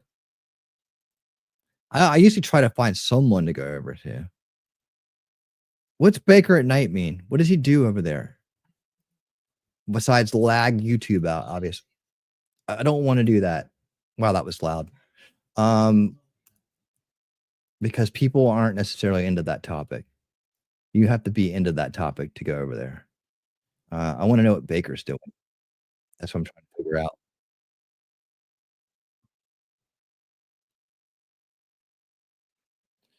If I can't figure it out, I'm done. Let's see. Anybody? Oh, man. I wish I could send you guys over to Sasquatch. He's cool. All right, I'm done. I can't do it. I can't find it. I don't know what it is. I'm not sure what he's doing. It won't come up in my feed. And I hate it when I close out the show on a Tuesday and a Wednesday and broken. If anybody can't help me out, I'll try to find it myself. I don't know what's going on. Is he just sleeping? No, he's there. Okay. I'm gonna send you guys over. I'm gonna send you over to Baker, right? Because I haven't done anything with him in a while, and it looks like he's been eating up, really well. And so you need to go over there and say hi to him and ask him what's cooking. All right. Say Winning wants to know what's cooking, Baker. All right. What's baking, Cooker? Let's go. All right. That's what you're gonna do. Baking at night. He was not in the kitchen though. He's just staring like he looks like he's kind of angry. He's just staring into the camera, but I froze it. So it might just be the frame I froze it on. All right, guys. Let's get on out of here. Judge Maddie, what's up? Thanks for stopping by. Thanks for stopping by. Valhalla, thanks for stopping by. Everybody, you guys rock. I had a great day with you. We do about 9 hours together today. We did about 9 hours together today. Anyways, it's time for me to get on out of here. And I will see you guys extremely soon. Thanks to everybody today who supports the channel, who super chatted, who made everything happen. All the mods, all the members, all the people, all the beautiful people, all the smart people, all the smart, beautiful people, all the loyal winners out there. Thank you so much, man. Thank you so much for being here. I really do appreciate it. And I will see you soon. Say hello to Baker. Have a good time over there. I'll probably pop in and say hello for a second. And until that time, everybody out there, stay based and keep on winning. If you've lost faith in humanity, clap your hands. If you've lost faith in humanity, and this is your villain origin story, if you've lost faith in humanity, clap your hands.